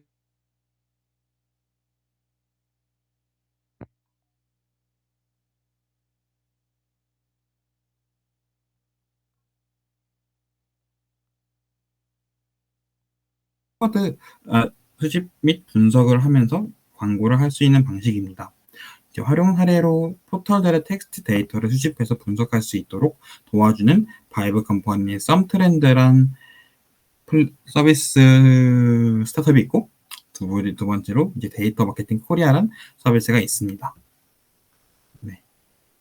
두 번째로 공공 데이터 측면의 활용 사례를 나눠 보겠는데요. 다음에 공공 데이터 법 1조 1항과 같이 전 분야에 있는 공공 데이터는 즉 삶의 질 향상 그리고 또 국민 경제 발전이란 키워드와 같이 공공 데이터 활용을 장려하고 있다고 볼 수 있습니다. 공공 데이터의 활용 사례 중에서는 가장 많이 알려져 있는 그리고 또한 정부가 가장 내세우고 있는 서비스 중 하나인데요. 바로 직방이 있습니다. 국토교통부와 한국감정원의 아파트 관련 데이터를 활용해서 이런 앱을 만들었는데요. 그리고 두 번째로 흔히 이제 테슬라 같이 전기차들이 보면은 이런 전기차를 많이 쓰잖아요. 이런 전기차에서 많이 뜨고 있는 기업 중에 하나인 TVU의 일렉베리가 있습니다. 이런 일렉베리 같은 경우에는 한국전력공사의 전기차 충전소 운영 정보를 통해서 이동형 전기차 충전 서비스를 제공 중에 있습니다. 그리고 이 외에도 그리고 이외에도 공공데이터 포털 혹은 문화관광 빅데이터 플랫폼과 같이 공공데이터로만 이루어져 있는 활용 사례가 모여있는 사이트가 있고, 또 반대로 공공데이터와 민관 협력으로 되어 있는 민간 데이터가 같이 있는 사이트가 있습니다. 마지막으로 헬스케어 및 교통과 같이 일상생활 속의 데이터 수집 및 분석을 할 수 있는 사례를 소개하고 싶은데요. 먼저 2021년부터 네이버와 카카오는 빅데이터를 활용해서 헬스케어 시장에서 투자 경쟁을 서로 일으키고 있습니다. 예를 들어서 이제 2021년 11월 달에 있는 휴먼스케이프의 레어노트 같은 경우 일반 타 서비스와 다르게 난치병 환자의 정보 제공 플랫폼을 빅데이터로 만들어서 이런 데이터 수집한 결과 이렇게 카카오의 인수를 받은 성과를 낼 수 있었습니다. 두 번째로 교통 같은 경우에는 다들 흔히 카카오맵 써보셨죠? 이 카카오맵의 이런 데이트 코스 혹은 병원 이런 데이터는 사실 과거 유명했었던 김기사의 그 데이터로서 설명할 수 있습니다. 이런 김기사의 서비스 중에서 하나가 될 수 있는 데이터와 같이 이런 김기사 경우 카카오에서 인수를 했었고, 그럼 지금 이렇게 카카오에 저희가 흔히 쓰고 있는 카카오맵을 만든 앱이라고 설명할 수 있습니다. 다음으로는 민찬님께서 설명해 주시겠습니다. 네, 이어서 데이터 사이언스의 동향 혹은 전망에 대해서 말씀드리겠습니다. 시간 관계상 좀 빨리빨리 진행할게요. 네, 처음으로는 기존 직무 분야와 데이터 사이언스 분야의 결합입니다. 마케팅이나 기획 등 다양한 주요 직무에 대해서도 앞으로는 데이터 분석 능력에 대한 요구가 많아질 것으로 예상이 됩니다. 네, 데이터 산업이 커지면서 데이터 분석 능력이 곧 직무에서의 경쟁력이 될 것으로 많은 전문가들이 예상하고 있습니다.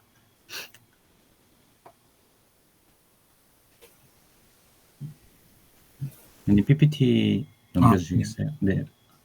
아니요, 그 전. 네. 네.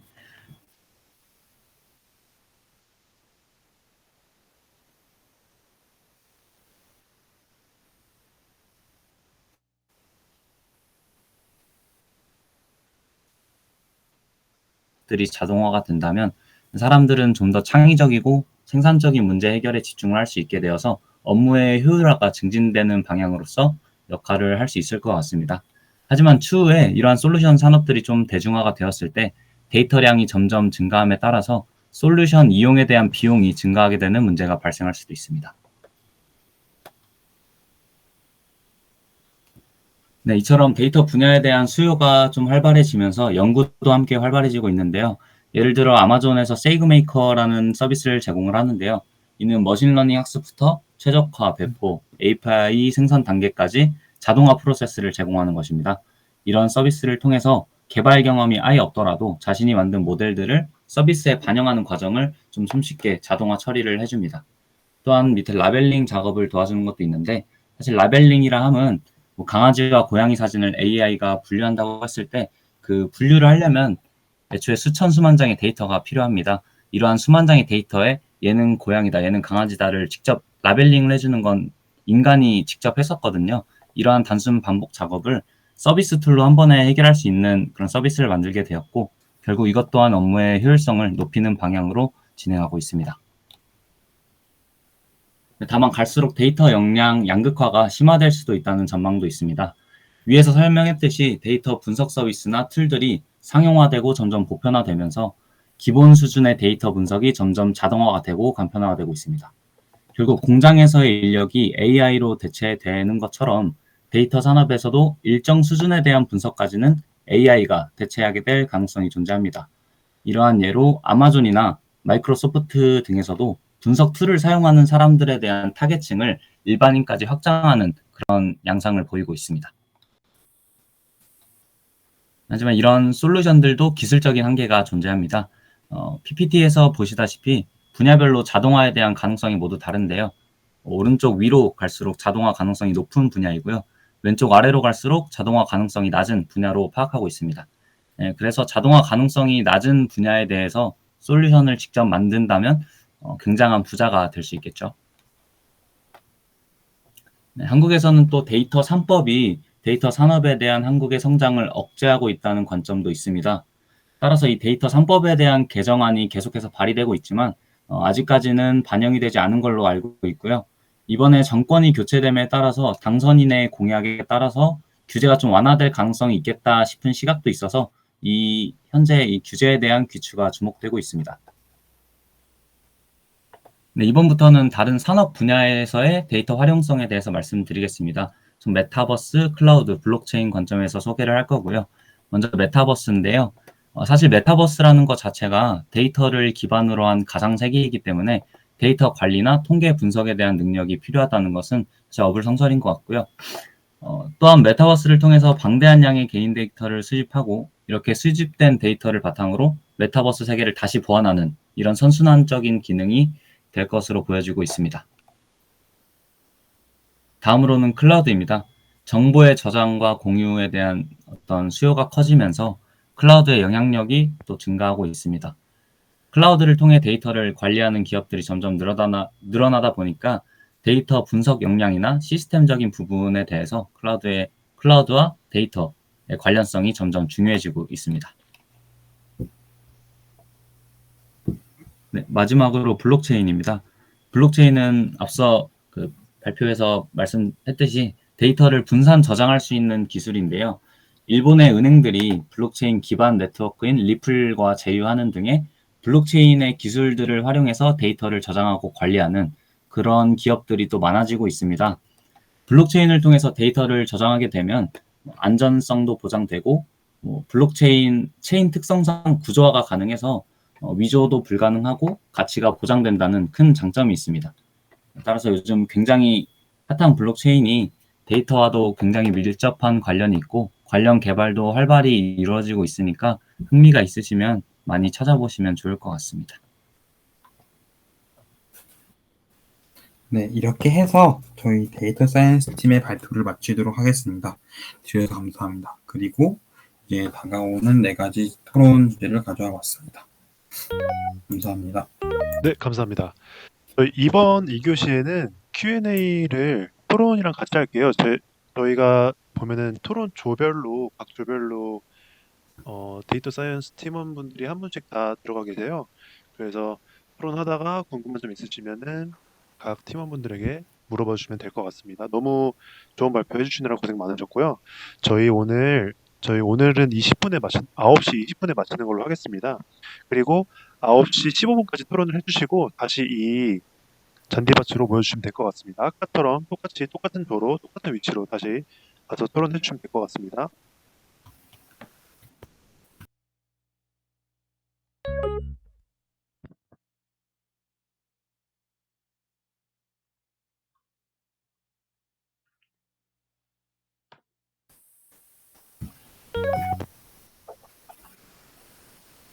네. 위원님 발표 잘 들었어요. 와, 감사합니다. 또 톡방에 들어가서 한번 보실까요? 네. 토론 주제를. 3가지네요. 토론 주제가. 네네. 네네. 그러면 위원님이 궁금하신 게 뭐예요? 원픽. 저요. 발표도 특권. 궁금해요. 위원님이 발표하시고 준비하셨으니까 뭐 제일 얘기하고 싶었는지부터 얘기해보면 좋지 않을까 싶네요. 저는 개인적으로 2번째 질문인 최근까지 마이데이터와 관련돼 가지고 이슈화되고 있는 아까 민사님께서 설명해 주신 데이터 3법이 있는데 개인정보 보호에 대해서 데이터 활용의 허용성이 다른 의견들이 많이 있어요. 한쪽으로는 이제 데이터 활용을 하기 위해서 이 법에 조금 효용성이 없는 것 같다. 2번째 개인 정보에 대해서 보호를 해야 한다. 이 부분에 대해서는 토론하고 싶었어요. 이 부분에 대해서 혹시 설명 좀 간단하게 해주실 수 있을까요? 마이데이터에 대해서? 이 효율성이라는 것도 뭐에 대한 효율성인 건지도 조금 궁금하네요. 구체적으로 말씀을 드리자면 이제 사실 데이터를 사용을 하려면은 소비자 데이터로 사용을 해야지 소비자 데이터의 경우 어떻게 보면 소비자의 개인정보가 담겨있는 데이터일 수도 있지만, 그에 반해, 그런 개인정보를 가지고 있는 데이터를 통해서, 이제 아까 제가 말씀드렸던 키워드 광고 같은 부분이거나, 아니면 혹은 이런 그 관련돼가지고 분석 및 가공을 좀 더 폭넓게 할 수 있잖아요. 그래서 이렇게 비록 개인정보지만 더 많은 데이터 활용을 위해서 효용성이 있다고 이렇게 생각을 해서 말씀을 드린 거였고요. 네, 그렇습니다. 혹시 두 번째 질문이 혹시 뭐였죠, 혹시? 네? 잠시만요. 질문에 보면 이제 효율성이라는 말이 나오잖아요. 효율성. 네네. 개인정보 보호에 대해 데이터 활용의 효율성에 관한 의견이 있다. 이 효율성이 뭐에 대한 효율성인지 조금 정확하게 네. 알면 좋을 것 같아서. 이제 이 효율성이라는 게 이제 아까 말씀을 드렸던 부분이긴 한데, 네, 말씀을 드리자면은 그 개인정보를 보호하면서 데이터를 조금 활용을 줄여야 되나, 아니면 개인정보를 동의를 구하고 개인정보를 활용하면서 이 데이터를 좀 더 많이 활용을 해야 되냐, 이런 두 가지 측면에 갈려가지고 사실 이 이슈가 지금 아직까지 나오고 있더라고요. 네. 마이데이터가 지금 그 금융 쪽에서 사용되는 개인정보를 모든 회사들이 통합해서 다 쓸 수 있도록 하는 게 마이데이터죠? 마이데이터라는 게 비단 금융적인 뿐만 아니라, 네네. 뭐, 어떤 거 샀다, 아니면 어떤 걸 뭘 빌렸다, 이런 것까지 다, 뭐, 마이데이터로 말할 수 있죠. 왜냐면은, 과거에는 이제 데이터가 어떻게 보면 별로 중요시되지 않았을 때는 그냥 회사 너 써? 라고 할 수 있는데, 지금은 데이터의 저작권까지, 내 데이터는 내 거라는 이미 좀 생각이 사람들한테 많이 있어가지고, 이런 측면에서 마이데이터가 나왔습니다. 꼭 금융뿐만 아니라 다양한 영역에서 그걸 네. 마이데이터라고 부른다는 거죠, 그 개념을. 네네. 저는 개인적으로 굉장히 어려운 주제 같은데요, 이게. 저는 개인적으로 이거 반대하거든요. 왜냐면은 악용될 여지가 너무 많아서. 그리고 이거를 실제로 금지를 하더라도 몰래 하는 것을 저희가 국가나 국민이, 사용자들이 이거를 막을 수 있는 방법이 사실상 없지 않나라는 생각이 드네요. 왜냐면은 혹시 구글 Listens to You라는 유튜브 영상 본 적 있나요? 네, 그거 보면은 소름 끼쳐요. 네네 그 마이크가 설치되어 있는 어떤 기기를 사용하면서 요약하자면 이거예요. 우리가 그 검색을 하는 것에 따라서 알고리즘이 뜨잖아요. 그래서 보통 보면은 유튜브뿐만 아니라 구글 광고 같은 경우도 구글이나 그 페이스북 그 인스타그램 광고도 다 우리가 검색한 것을 기반으로 이렇게 맞춤 알고리즘식으로 광고가 뜨는데, 굳이 검색을 안 하더라도 우리가 말하는 것만으로도 마이크가 그것을 인식을 해서 그거를 광고로 이제 활용한다는 거거든요. 그래서 이게 이렇게 밝혀졌고 조회수가 벌써 2천만이 넘었지만 어떤 제재가 없었지 않나요? 이거를. 없는 거 그쵸. 네네. 그리고 만약에 이들이 이거를 실제로 티나게 이렇게 들키지 않고 그래서 저장만 한다면은 저희가 어떻게 알겠어요? 그래서 저는 굉장히 이게 우리의 어떤 소비자의 동향, 소비자의 성향을 파악하려면은 자기들이 다른 수단을, 그 기업 입장에서 다른 수단을 활용해서 그들만의 방식으로 파악하고 공부하는 것이 맞지, 우리의 데이터를 이런 식으로 손쉽게 정말 값싸게 사가는 것은 저는 문제가 있다고 생각을 합니다. 규현님이 튕기셨네요. 튕겼네? 아이고. 튕겼네요. 아예 완전 튕겼는데. 네, 아예 사라지셨습니다. 네, 일단 마저 저희끼리 얘기를 좀 하죠, 그럴까요? 그러면. 네네. 아, 저는 사실 규현님한테 원래는 물어보고 싶었던 게 개인정보 보호와 데이터 사이언스가 양립이 불가능하냐, 양립을 할 수 있냐, 이거를 좀 일단 근본적으로 물어보고 싶었고, 그러니까 이게 어쩔 수 없는 구조적인 반비례 관계인 건지, 하나를 포기를 해야만 하는 것인지, 아니면 개인정보를 보호를 하면서도 그런 정보들을 많이 수집을 해서 이제 데이터 분석에 사용할 수 있는지, 이제 그게 좀 궁금하긴 했어요. 궁금하긴 했고, 저는 이제 곰곰이 생각을 해보니까 이제 그런 생각이 들었거든요. 데이터 사이언스의 어떤 효율성 이런 것들이 전부 지금 그 생산자, 공급자 입장에서만 논의가 되고 있는 것 같다는 느낌을 많이 받았어요. 예를 맞아. 들면 이런 거죠. 네. 그러니까 기업 입장에서 스타트업이나 이런 데서 이제 제일 처음에 필요한 게 이제 많은 소비자들을 끌어모은 다음에 그 소비자들의 그 데이터를 일단 모으는 것부터 시작을 하잖아요, 보통. 그쵸. 그걸 기반으로 이제 상품도 만들고 서비스도 제공하고 하니까. 그 다음에 맞춤형 광고라는 것도 결국에는 기업 입장에서 자기네 상품을 찾아줄 만한 소비자들을 명확하게 타겟팅한다는 의미에서 왔네. 환영합니다. 네. 그래서 다시 얘기하자면 맞춤형 광고라는 것도 많이 좋아서 맞춤형 광고지, 사실은 기업 입장에서 내 제품을 가장 사줄 확률이 높은 사람한테 찍어가지고 이렇게 타겟을 해서 지금 광고를 한다, 저는 이렇게 생각이 돼요. 그래서 소비자 입장에서는 사실 맞춤형 광고가 막 구글 뉴스 보고 있는데 옆에 뜨면은 별로 저기 좋지 않거든요. 귀찮기만 하고. 맞죠. 그래서 개인정보 보호에 좀 더 좀 그 개인정보 보호라기보다는 데이터 사이언스를 통해서 소비자의 개인정보를 가져갔으면 소비자의 입장에서도 뭔가 효용을 느끼고 득이 될 만한 뭔가가 좀 있어야 되겠다는 생각이 좀 많이 듭니다. 너무 기업 공급자 입장에서만 약간 논의가 지금 되고 있는 것 같아요. 모든 효용성이나 이런 거에 대한 얘기가. 완전 동의합니다.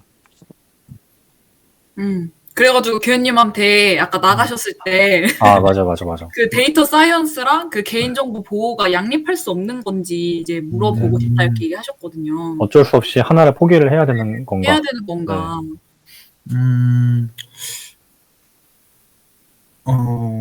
데이터 사이언스의 활용이랑 그리고 또 개인정보 보호라는 이 측면에 대해서 현재는 제가 알기로는 아이폰의 경우에 이제 아이폰 쓰시는 분 계시면 아실 텐데, 이제 어떤 특정 앱을 까실 때나 이럴 때 보통 이런 정보에 개인정보 동의하겠습니까? 라는 이런 질문을 하잖아요. 이런 식으로 개인정보를 먼저 묻는 다음에 수락을 하면 그 데이터로 뭐 다음에 있는 데이터 활용 한도가 알고 있고요.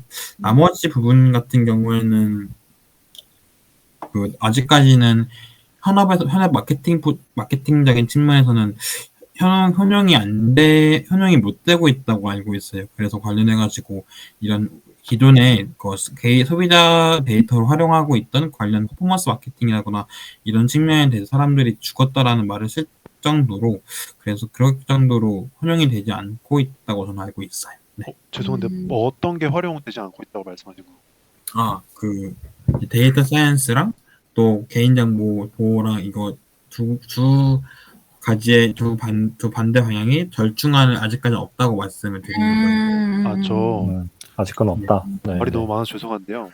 네네. 그러면서 든 생각이, 기존에는 아까 똑같은 말인데 기존에는 데이터가 사실 별거 아니었기 때문에 소비자들이 데이터에 대해서 몰랐고, 그리고 실제로 데이터가 별로 없었기 때문에, 왜냐면은 이 세상이 지금 너무 디지털화돼 있는데 예전에는 그렇게 디지털화돼 있지 않았기 때문에 데이터의 가치가 지금처럼 그렇게 크지 않았는데, 지금 커졌기 때문에 이 데이터의 가치를 산정하는 그런 개념이 좀 생겨야 될 필요가 있을 것 같고, 왜냐면은 기존의 가치를 기준으로 우리가 체크 한번 하면 그들에게 바로 갈 수 있는 그런 식으로 무료로 갔었는데, 그 값을 다시 매겨야 되는 시기가 아닌가라는 생각이 듭니다.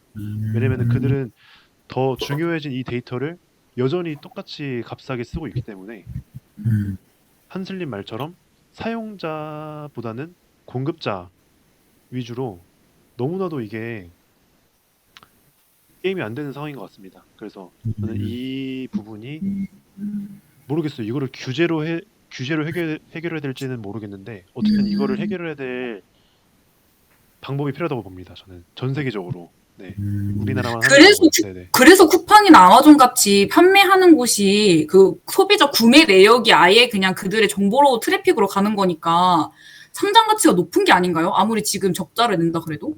이런 맥락으로? 그렇게 생각해도 될까요? 정확히는 모르겠지만 제 생각으로서는 네네. 그 데이트는 아까 말씀하셨다시피 아까 승환님하고 또 한세님 말씀하셨다시피 데이터 자체로서도 가치가 있잖아요. 그 데이터적인 가치를 모으고 있으니까 그것 또한 말이 된다고 생각을 합니다.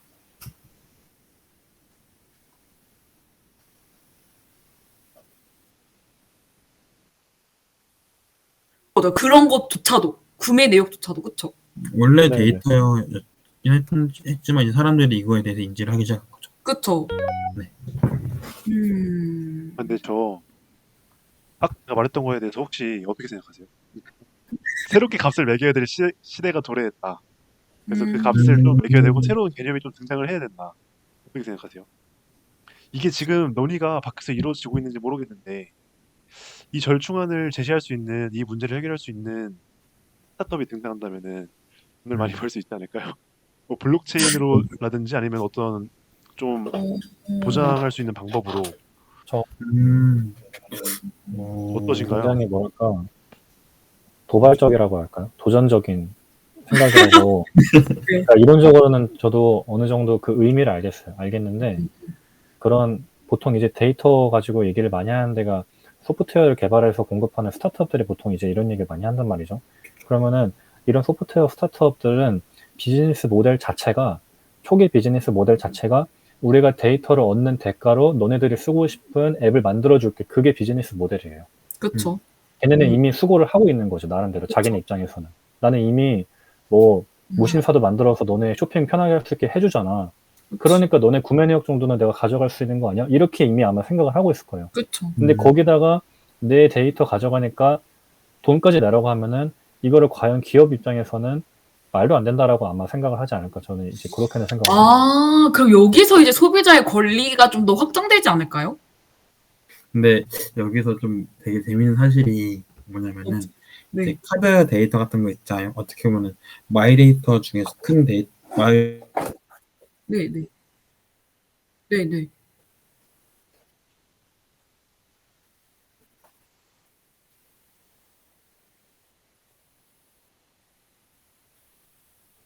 이런 측면을 통해서 이런 데이터 활용을 좀 더 적극적으로 활용하고 싶어가지고 데이터 바우처라는 사업에 있는 것 같이 원래 기업들도 웃긴 게 참 우리 데이터인데 자기들이 돈 주고 파는 그런 상황도 좀 있어가지고 그래서 그런 측면으로 봤을 때 승환님이 아까 말씀하셨던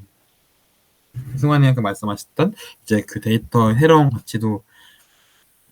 가치를 내야 되지 않나 이런 부분적인 측면에 대해서 기업들은 이미 카드사나 아니면 보통 데이터를 가지고 오는 뭐 SNS 이런 얘네들은 이제 데이터를 주면서 데이터를 돈 주고 파는데 근데 사실 그 데이터 베이스로 그냥 저장하는 것 뿐이지 실제적으로 데이터를 만든 사람은 저희 소비자다 보니까 그쵸? 그 승환님의 말씀에 완전 동감하는 것 같아요. 저는 구매 내역까지는 솔직히 모르겠는데 음. 기업들이 구매 내역만 쓰는 건 아니지 않나요? 더 있지 않나요? 뭔가가? 예를 들어 네네. 무신사가 데이터를 다른 회사한테 무신사가 갖고 있는 데이터가 있을 거 아니에요?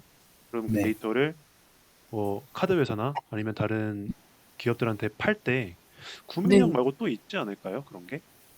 구매 내역 말고도 당연히 있겠죠. 예를 이 들면 사람이 검색 기록이나 또 뭐가 있을까요? 좀 이거는 좀 기업에서 쓰기 좀 안 되는 거 아니야라는 생각이 들 만한 그런 게 있을까요?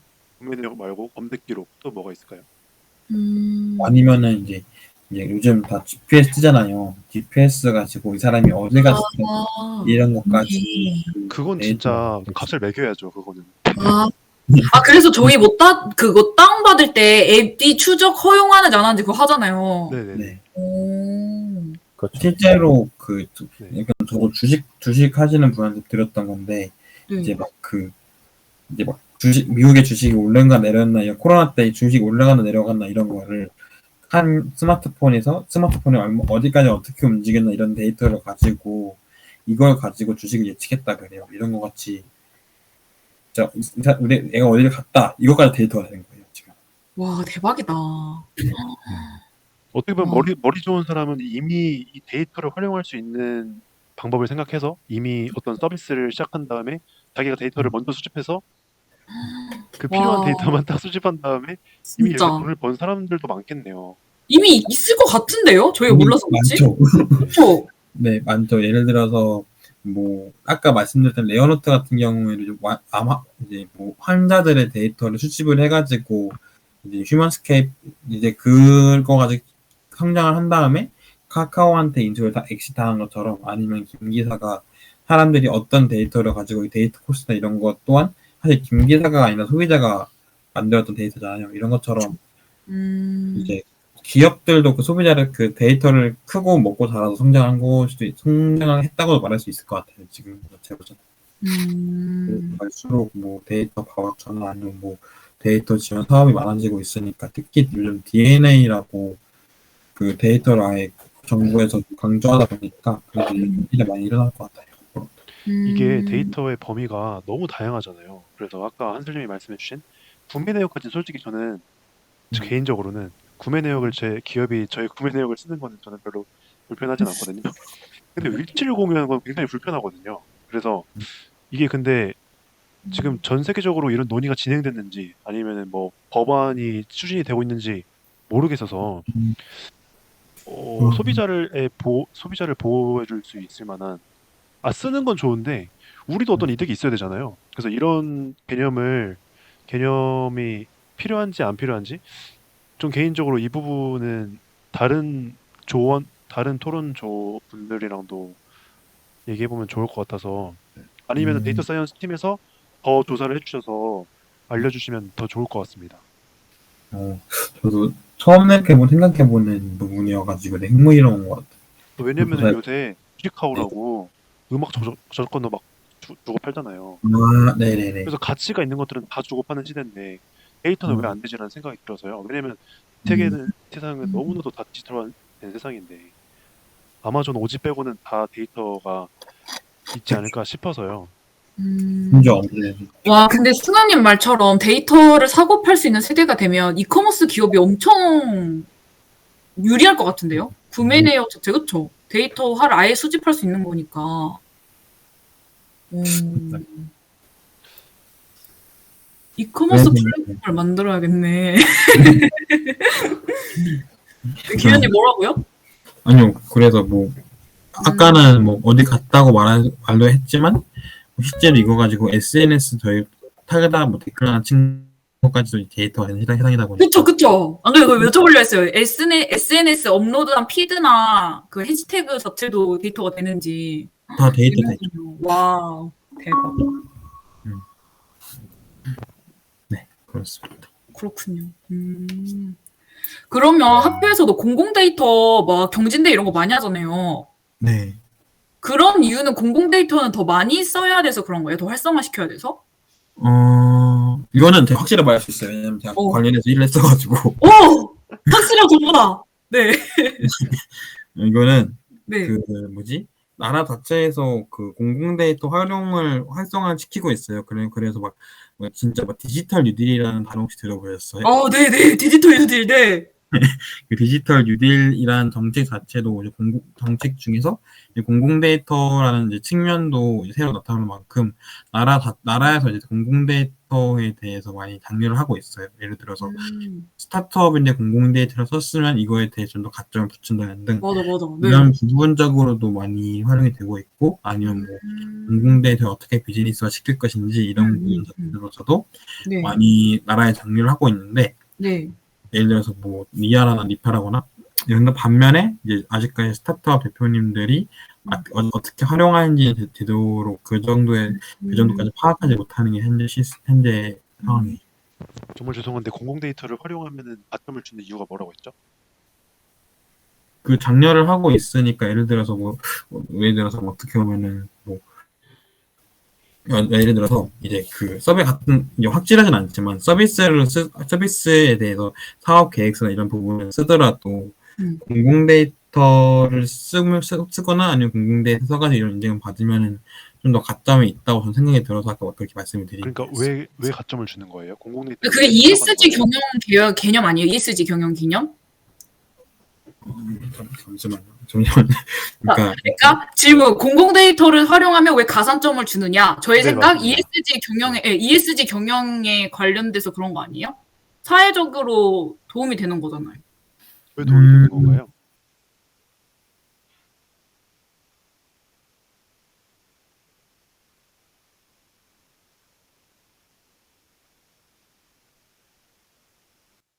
그 ESG 경영 취재 맞잖아요. 근데 승아님이 외계 걸리신 것 같은데 맞나요? 네, 맞아요.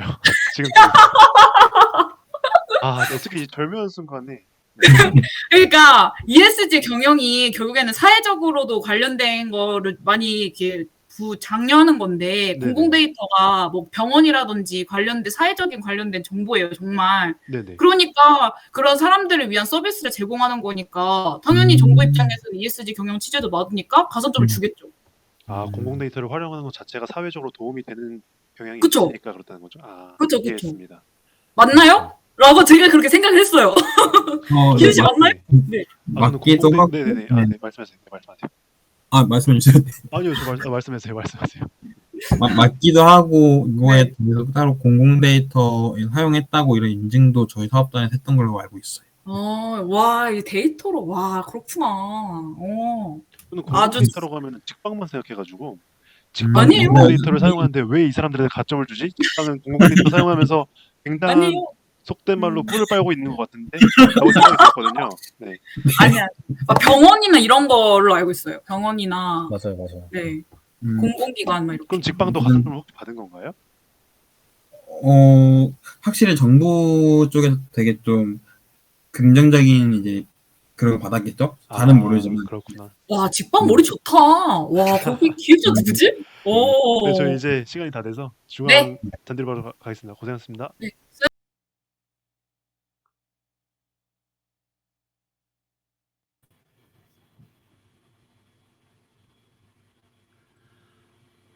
네, 여러분 토론 재밌으셨나요?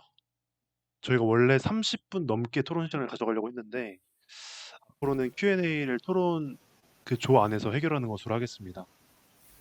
저희도 방금 토론이 너무 재밌었거든요. 전 너무 재밌었는데 또 할 얘기가 되게 많네요. 그래서 일단 지금 다 모이신 건 아니지만 제가 어제 생각이 든 건데 저희 스터디에 지금 들어오셔서 지금 다 모이셨나요?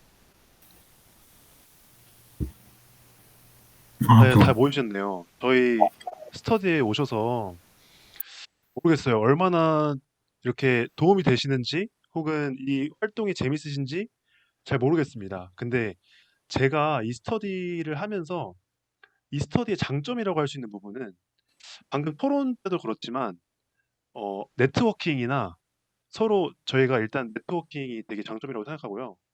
그 이유는 서로 다른 배경을 가진 사람들이 서로 모였기 때문에 네, 서로 배울 수 있는 게 굉장히 장점이라고 생각해요. 그래서 저희가 지금 시작한 지 얼마 안 된 것 같은데 벌써 6번째 세션 중에 4번째 세션을 오늘 마치게 돼서 3분의 1을 진행했습니다. 그래서 너무 아쉬우시잖아요.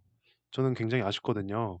그래서 저희가 중간고사 때문에 이렇게 저희가 잠깐 방학 기간을 갖는 건데 4월 1일이랑 4월 첫째 주 있죠. 그러니까 다음 주랑 그 다음 주 그러니까 4월 8일까지 해서 이틀 정도를 저희가 잡아서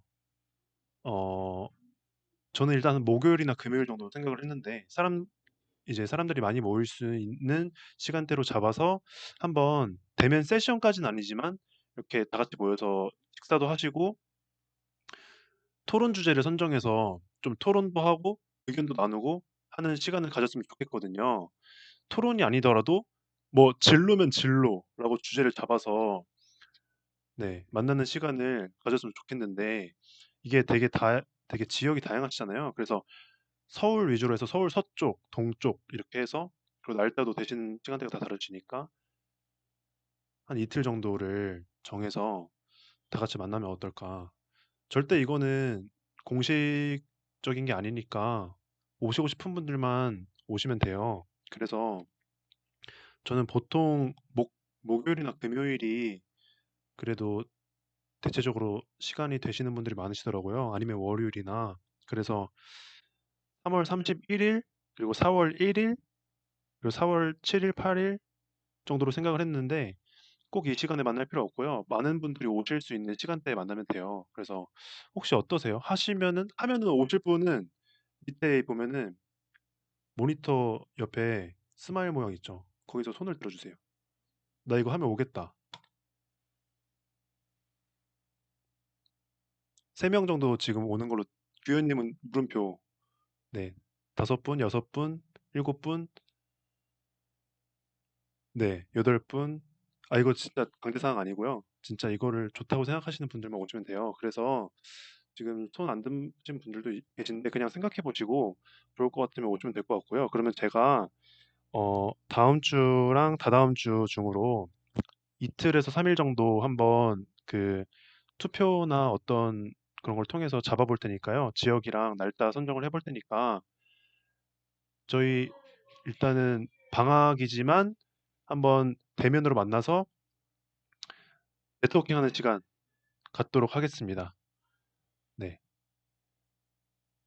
오늘 너무 고생하셨고, 그리고 왜 웃으시는 거죠? 좀 웃긴 얘기했는데요. 네. 그리고 지금 연결이 끊겨 있어요? 그런 것 같네요. 네. 아니, 승원님 집이 네네. 그 연결이 불안정한 것 같아요. 아무리 생각해도.